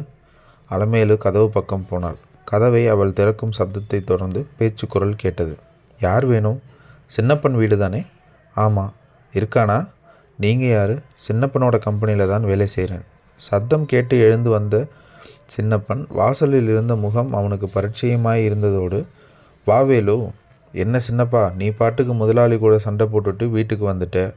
பின்ன என்ன, ப்ரொடக்ஷனில் நான் ஏதாவது குறை வச்சுருந்தேன்னா கேள்வி கேட்டால் அதில் ஒரு அர்த்தம் இருக்குது. சும்மா கண்டதுக்கெல்லாம் திட்டிக்கிட்டு இருந்தால் என்னால் கேட்டுக்கிட்டு இருக்க முடியாது வேலு. இனி என்ன செய்கிறதா உத்தேசம்? எனக்கு என்ன, கையில் தொழில் இருக்குது. திறமை இருக்கிறப்போ எங்கே போனாலும் வேலை கிடைக்கும். நீ எங்கேயும் போக வேண்டாம். என்ன சொல்கிற? முதலாளி தான் என்னை இங்கே அனுப்பி வச்சார். முதலாளியா? ஆமாம். எதுக்கு? அவரை வந்து பார்க்க சொன்னார். என்னவாம்? உன்னோட நல்லதுக்கு தான் திட்டினாராம். நீ இப்படி கிளம்பி வந்துடுவேன்னு அவர் நினைக்கலையாம். நாளைக்கா வர சொன்னார்? ஆமாம். நாளைக்கு ஞாயிற்றுக்கிழமையாச்சே, கம்பெனி லீவ் இல்லையா? லீவு தான். அப்புறம் எப்படி அவரை பார்க்கிறது? வீட்டுக்கு போய் பாரு. தெரு இருட்டில் நனைந்திருந்தது. வீதி முனையில் 2 நாய்கள் குரப்பொலி கேட்டது. படபடவென இருந்த இதயத்தோடு வீட்டிற்கு வாசப்படியில் ஏறி சின்னப்பன் மெலிதாக கதவில் சப்தித்தான். டொக் டொக். யாரு? உள்ளே இருந்து அலமேலுவின் குரல் வந்தது. நான் தான் அலமு. சின்ன சதுர ஜன்னல் வழியாக எட்டி பார்த்தாள் அலமேலு. முகப்பிரதேசம் பட்டென திகைப்பில் விழுந்தது. அவசரமாய் ஜன்னலை விட்டு நீங்கி கதவை திறந்தாள். சின்னப்பன் வீட்டுக்குள் நுழைந்தான். நீங்கள் எப்படி? முதல்ல கதவை தாப்பா போடு. அவள் தாளிட்டாள். சின்னப்பன் சொன்னான். ஜெயிலிருந்து தப்பிச்சிட்டேன். திடும் என்று நிமிர்ந்தாள். என்ன காரியம் பண்ணியிருக்கீங்க? போலீஸ் உங்களை சும்மா விடுவாங்களா? அலமு, நான் ஒரு காரியமாக வெளியே வந்திருக்கேன். அந்த காரியத்தை முடிக்காமல் போலீஸ் கையில் சிக்க மாட்டேன். என்ன சொல்கிறீங்க? செஞ்சுட்டு சொல்கிறேன். போலீஸ்காரங்க இன்னும் கொஞ்சம் நேரத்தில் என்னை தேடி இங்கே வந்துடுவாங்க. அதுக்குள்ளே நான் போயாகணும். உன்னையும் குழந்தையும் பார்க்கறதுக்கு தான் நான் இங்கே வந்தேன். சொல்லிக்கொண்டே படுத்திருந்த குழந்தையை அருகே போனான். குனிந்து கன்னத்தில் முத்தமிட்டான். அதே நிமிஷம் தட் தட் வெளியே பூட் சத்தம். சட்டனே எழுந்தான் சின்னப்பன். அலமு, போலீஸ் தான் வந்துட்டுருக்கானுங்கன்னு நினைக்கிறேன். நான் கிளம்புறேன். அவசரத்தோடு ஓடிப்போய் பின்கதவை திறந்தான்.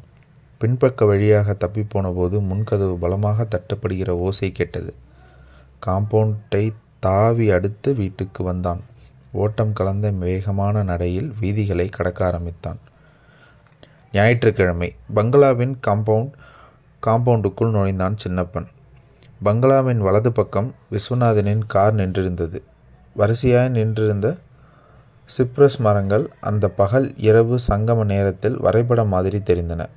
போர்ட்டிகோ படிகளில் ஏறி நின்று தயக்கத்தோடு திறந்திருந்த கதவுக்குள் எட்டி பார்த்தான்.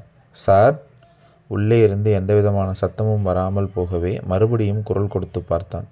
சுவர் பரப்பில் காலிங் பெல்லின் குமிழ் தெரிந்தது. அதை அழுத்தினான். உள்ளே காலிங் பெல் எதிரொலிக்கும் சத்தம் கேட்டது. அதற்கும் பதிலில்லை. தயக்கத்தோடு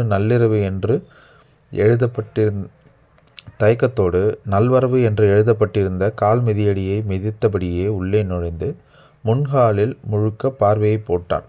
6-7 பேரை உட்கார அழைக்கிற வசதியோடு 3 சோபாக்கள், மேகசின்களை தாங்கியிருந்த டீப்பாய். விஸ்வநாதன் கல்யாணம் செய்து கொள்ளாத பிரம்மச்சாரி என்று கேள்விப்பட்டிருக்கிறான். ஆனால் வீட்டில் வேலைக்காரங்க கூடவா இருக்க மாட்டாங்க? யோசிப்போடு சோபாவின் அருகே கொஞ்சம் உரத்த குரலில் கத்தினான். Sir, sir. எல்லா பக்கமும் நிசப்தம்.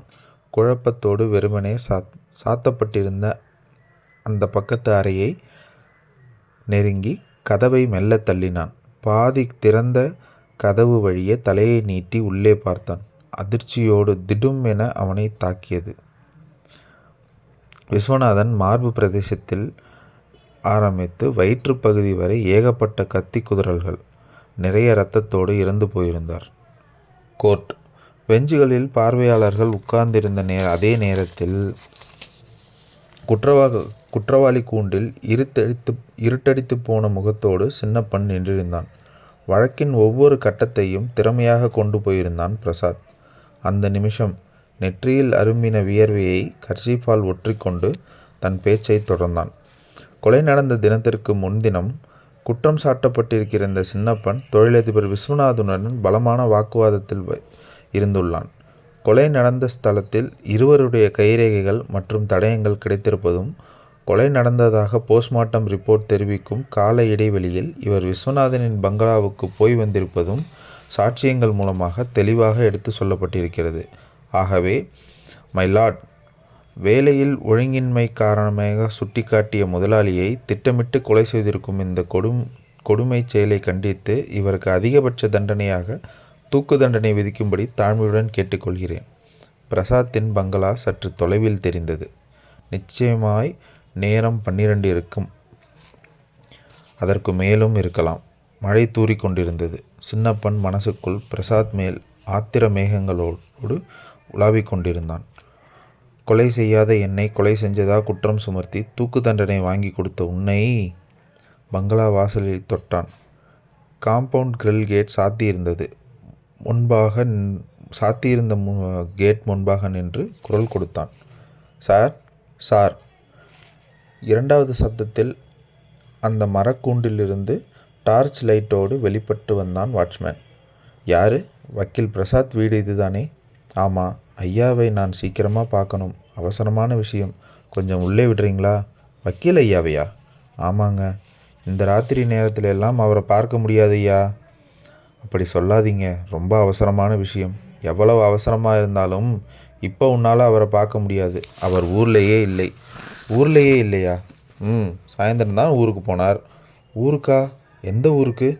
இப்போதான் கல்யாணம் நடந்து ஊட்டி போயிருக்காங்க. பிரசாத் ஊட்டியிலிருந்து வருகிற வரைக்கும் காத்து கொண்டிருக்க முடியாது. எந்த நிமிஷத்திலும் என்னை போலீஸ் பிடித்து விடக்கூடும். அபாயம் இருக்கின்றது. ஒரு 5 நிமிஷம் அந்த வாட்ச்மேனுடன் பேச்சு கொடுத்து ஊட்டியில் பிரசாத் தீபிகா தங்குகிற விவரங்களை தெரிந்து கொண்டான். அங்கிருந்து விலகி நடந்தான். ஊட்டிக்கு போக ராத்திரி பஸ் இருக்கிறதா? பஸ் ஸ்டாண்ட் போகலாமா? தீர்மானித்த போது இன்னொரு யோசனை அவனுக்கு தட்டுப்பட்டது. பஸ் பிரயாணம் அத்தனை உசிதமில்லை. போலீஸ் கண் அநேகமாய் பஸ் ஸ்டாண்டுகளில், ரயில்வே ஸ்டேஷன்களில் தான் விழுந்திருக்கும். இலகுவாக மாட்டிக்கொள்வோம். ஏதாவது லாரி பிடித்து போவதுதான் உத்தமம். விறுவிறுவென மேட்டுப்பாளையம் மெயின் ரோட்டுக்கு வந்தான். வந்து ஒரு மரத்திற்கு கீழே நின்றான். சில நிமிஷங்கள் நழுவல்களில் ஒரு லாரி ஹெட்லைட் உதயமானது. சாலைக்கு வந்து கை காட்டினான். அருகே வந்து வேகம் குறைந்தது லாரி. கிளீனர் எட்டி பார்த்தான். மேட்டுப்பாளையம் போகுதா? எங்கே போகணும்?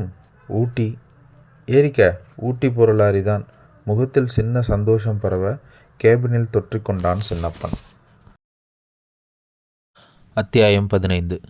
ஊட்டி சிக்ஸர் பார்க். முன்புறம் அத்தனை ஆடம்பரம் காட்டாமல் இருந்தது. சொற்ப எண்ணிக்கையில் கார்கள் நின்றிருந்தன. நேரம் 1:32 இரவு.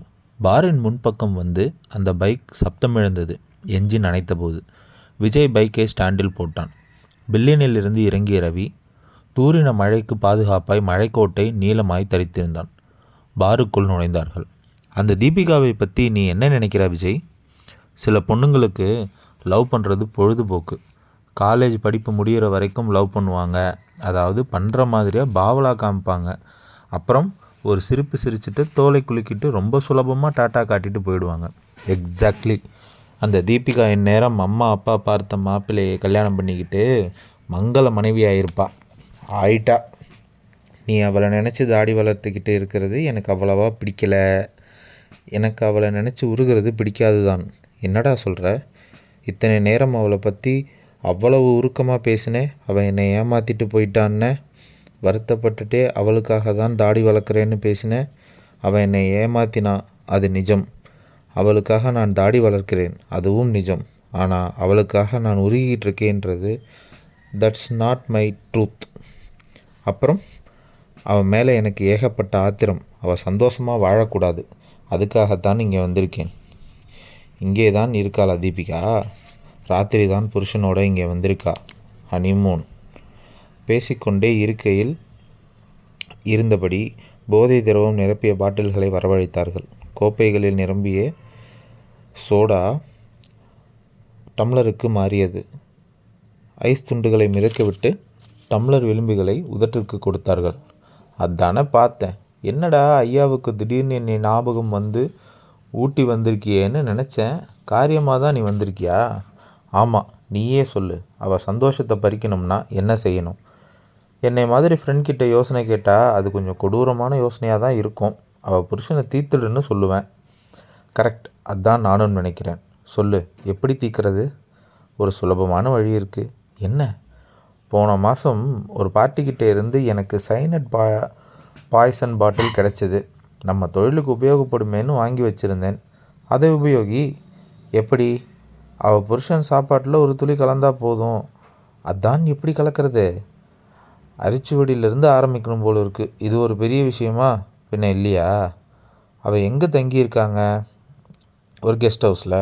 எந்த கெஸ்ட் ஹவுஸ்? இடத்தை சொன்னான். அங்கே வேலைக்காரங்க இருக்காங்களா? தெரியலை. நிச்சயமாக இருப்பாங்க. இருந்தால் அவங்கள கைக்குள்ளே போடணும். சிரமம் இல்லையா? பணத்தை காட்டினா எல்லாமே சுலபம். சப்போஸ் அங்கே வேலைக்காரங்களை யாரும் இல்லாத பட்சத்தில் எப்படியும் சமைக்கிறதுக்காவது ஒரு ஆள் கண்டிப்பாக இருப்பான். நிச்சயம் ஹனிமூன் வந்தவங்க சமையல் பண்ணிவிட்டு நேரத்தை கழிக்க மாட்டாங்க.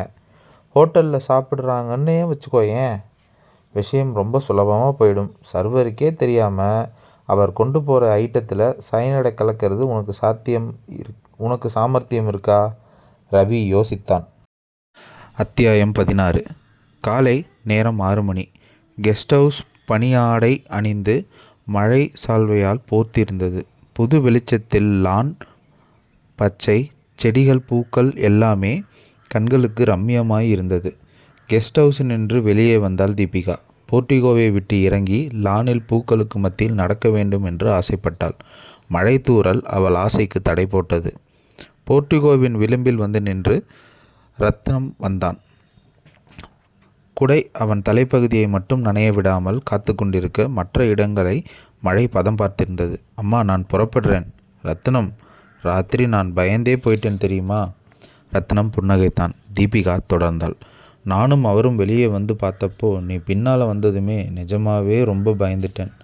இந்த ஏரியாவில் இப்போ கொஞ்சம் நாளாக திருட்டு பசங்க நடமாட்டம் இருக்குது. இந்த சமயத்தில் நான் ராத்திரி இங்கே இல்லாமல் இருக்கிறது அத்தனை நல்லது இல்லைன்னு தான் உங்கள் 2 பேருடைய மன திருப்திக்காக போகிறதா சொல்லிவிட்டு நான் இங்கேயே திரும்பி வந்துட்டேன். வீட்டை சுற்றி வந்துட்டுருக்கும்போது தான் நீங்கள் தண்ணி குடிக்கிறதுக்காக எந்திரிச்சிருப்பீங்க போல இருக்குது. அவரையும் எழுப்பிவிட்டு பெரிய கலைபுரம் பண்ணிட்டீங்க. சரி சரி, போயிட்டு வா. ராத்திரி பூராவும் தூங்கியிருக்க மாட்டே இல்லையா? அதுக்கு என்னம்மா, எனக்கு பழக்கமான விஷயம்தானே. உங்களுக்கு சமையலுக்கு ஆள் அனுப்பட்டுமா வேண்டாமா? அவர் தான் வேண்டாம்னு சொல்லிட்டாரே. ராத்திரி போகிறேன்னு சொல்லிவிட்டு திரும்பி வந்துட்ட மாதிரி இப்போவும் யாரையாவது அனுப்பலைன்னு சொல்லிவிட்டு அனுப்பிவிட்றாத. நாங்கள் இப்போ வெளியே போயிடுவோம். மத்தியானம் சாப்பாட்டுக்காகலாம் திரும்ப வர முடியாது. ரத்னம் சிரித்து கொண்டே நகர்ந்தான். அனுப்பலம்மா, நான் வரேன். இப்போ திரும்பி வீட்டிற்கு வந்தாள் தீபிகா. பிரசாத் படுக்கையை விட்டு எழுந்திருத்தான். புன்னகைத்தான். ராத்திரி கத்துனியே ஒரு கத்து, ஆயுசுக்கும் மறக்க மாட்டேன். காலையில் எந்திரிச்சதும் உங்களுக்கு வேறு விஷயம் எதுவும் கிடைக்கலையா? எனக்கு தெரியுமா அது ரத்னம்னு? சரியான பயந்தாங்கோலி நீ. அந்த பேச்சை விடுங்க. இன்றைக்கி எங்கெங்கே போகிறோம்? காலையில் லேக், சாயந்தரம் பொட்டானிக்கல் கார்டன். அவ்வளவுதானா? இப்போ அவ்வளவுதானான்னு கேட்ப. லேக்குக்கு போனப்புறம் போட்டை விட்டு இறங்கவே மாட்டேன். நீங்கள் முதல்ல பெட்டை விட்டு கீழே இறங்குங்க. இதோ ஆச்சு. பிரசாத் படுக்கையை காலியாக்கினான். சரியாய் 1 மணி நேரம். 2 பேரும் குளித்து கம்பளி ட்ரெஸ்ஸுக்குள் புகுந்து வெளியே வந்தார்கள். நேற்று ஆரம்பித்த அதே தூறல் மழை இன்னமும் பிசுபிசுத்து கொண்டே இருந்தது. பிரேக்ஃபாஸ்ட் எங்கே? ஹோட்டல் சரண்யா. தூரமா? ஹோட்டலுக்கு எல்லாம் தூரமாக பிரச்சனையெல்லாம் இருக்காதே. நோகாமல் தலையில் அடித்து கொண்டாள் தீபிகா. இங்கே இருந்து ரொம்ப தூரமானு கேட்டேன். ஓ சாரி, பக்கம்தான். சொற்ப நடை அவர்களை ஹோட்டல் சரண்யாவில் கொண்டு போய் நிறுத்தியது. அதுவரைக்கும் முதிர்ந்து கொண்டிருந்த தூறல் அவர்கள் ஹோட்டலை தொட்டபோது மறுபடியும் நீர்க்கம்பிகளாய் மாறி பூமியை தொட்டு பார்க்க ஆரம்பித்தது. சை, இந்த மழை வேற நிற்பேனாங்குது. சலித்து கொண்டே தீபிகா அவசரமாய் நடந்து ஹோட்டலின் நனையாத பகுதிக்கு சென்றாள். வாசலில் நின்று திரும்பி பார்த்தபோது பிரசாத் பக்கத்து பெட்டி கடையில் நின்றிருந்தான். எலக்ட்ரிக் ரைட்டரில் சிவப்பு தணலை சிகரெட்டின் தலைக்கு வாங்கி கொடுத்து தீபிகா இருந்த பக்கம் வந்தான். ராத்திரி காரில் செய்து கொடுத்த ப்ராமிஸ் அம்போதானா? என்ன ப்ராமிஸ்? முறைத்தாள். மறந்தாச்சா? உன் கூட 10 வார்த்தை பேசினா நடுவில் எதையாவது ப்ராமிஸ் பண்ண வேண்டியதாக இருக்குது. கதவுக்கு பின்னாடி மறைஞ்சு நின்று ரூமுக்குள்ளே நீ வர்றப்போ திடீர்னு பாஞ்சு முத்தம் கொடுத்து பயமுறுத்த மாட்டேன்னு நேற்று சாயந்தரம் வீட்டில் சத்தியம் பண்ணி கொடுத்தேனே, அதுவா? நடிக்கிறீங்க. இப்போ கையில் இருக்க சிகரெட் குடிக்க மாட்டேன்னு சொன்னீங்கல்ல, அதோட ஆயுள் அவ்வளவுதானா? கோபம் வேணாம்டி கண்ணே மூக்கேன்னெலாம் கூப்பிடாதீங்க. அப்படின்னா எந்த பார்ட் உனக்கு பிடிக்கும்? ஒழுங்காக தீபிகான்னு கூப்பிடு, அதுவே போதும். என்னோட ப்ராமிஸ் படி நான் குடிக்கிறதை குறைச்சிக்கிறேன்னு தான் சொன்னேன். நிறுத்துறேன்னு சொல்லலையே. லாயர் புத்தி. என்னது? பிரச்சனை இல்லாத வார்த்தைகளாக போட்டு ப்ராமிஸ் செய்கிறது தான் சொன்னேன். அப்போ இனிமேல் என்னோடய ப்ராமிஸை எல்லாம் நீ ஒரு தடவை எடிட் பண்ணிவிடு. ஹோட்டலின் மேஜைகளுக்கிடையே நடந்து வசதியான மேஜையை ஆக்கிரமித்தார்கள். வந்து நின்ற வெயிட்டரிடம் ஆர்டர் கொடுத்து இட்லியையும் பொங்கலையும் ஒரு கை பார்த்து கொண்டிருந்தபோது ரவி ஹோட்டலினுள் நுழைந்தான். ஹோட்டல் டைனிங் ஹாலில் பிரவேசமாகி மேஜைகளின் ஓரமாய் நடந்தான். கனமான உள்ளன் உள்ளாடைகளை பொதிந்து முகத்திற்கு பெரிய கருப்பு கண்ணாடி பதித்து சப்தமில்லாத ஷூவால் அடியெடுத்து நடந்தான். பிரசாத், தீபிகா உட்கார்ந்திருந்த மேஜையிலேயே பார்வையை நிலைக்க விட்டு அவர்கள் பின்பக்கம் அவர்கள் இவனை பார்க்க முடியாத, இவன் அவர்களை பார்க்க முடிகிற ஒரு சௌகரியமான மேஜைகளை தொட்டு உட்கார்ந்தான். தீபிகா, வேற என்ன வேணும்? எனக்கு போதும், ஒரே ஒரு ஊத்தாப்பம். வேண்டாங்க. என்ன வேண்டாங்கிற? சாப்பிடு, அப்புறம் பசிக்கும். ஒரு ஊத்தாப்பம் சொல்லுங்க, நாம் 2 பேரும் பாதி பாதி எடுத்துக்கலாம். வெயிட்டர் நகர்ந்தான். ரவி சயனடை வைத்திருந்த சின்ன பாக்கெட்டை வெளியே எடுத்து தயாராய் வைத்து கொண்டான். சரியாய் 10 நிமிஷம். பிரசாத் சொன்ன ஊத்தாப்பத்தோடு வெயிட்டர் வந்து கொண்டிருந்தார். அவர் பிரசாத்தின் மேஜைக்கு போகும் முன்பாக சைகை செய்துவிட்டு கூப்பிட்டான் ரவி. வெயிட்டர் பக்கத்தில் வந்தார். ஊத்தாப்பம் தட்டோடு வந்த வெயிட்டர்கிட்டே உங்கள் பேர் தங்கராஜ் தானே? அவர் குழப்பமாய் ரவியை பார்த்தார். இல்லையே, கிருஷ்ணன். உங்களுக்கு தங்கராஜன் அண்ணன் இருக்காரா? ஏன் கேட்குறீங்க? இல்லையே. உங்கள் சொந்த ஊர் கோயம்புத்தூரா? இல்லையே. எதுக்கு கேட்குறீங்க? உங்களை மாதிரியே ஒருத்தர் அடிக்கடி கோயம்புத்தூரில் பார்த்துருக்கேன். அவர் பேர் தங்கராஜ், அதான் கேட்டேன். இல்லை சார், நான் பிறந்தது வளர்ந்தது எல்லாமே இந்த ஊட்டியில் தான். சாருக்கு என்ன வேணும்? ஆர்டர் பண்ணிட்டீங்களா? இன்னும் இல்லை. ஊத்தாப்பமே கொண்டு வந்துடுங்க. சரி சார். அந்த நிமிஷ நேரத்திற்குள் ரவியிடம் இருந்த சைனட் சாம்பார் கிண்ணத்தில் சங்கமமாகி இருந்தது. ஊத்தாப்பத்தட்டோடு பிரசாத்தை நெருங்கினர் வெயிட்டர். மேஜையின் மேல் தட்டை வைத்துவிட்டு கேட்டார். வேற என்ன வேணும் சார்? தீபிகா சொன்னாள். 2 காஃபி.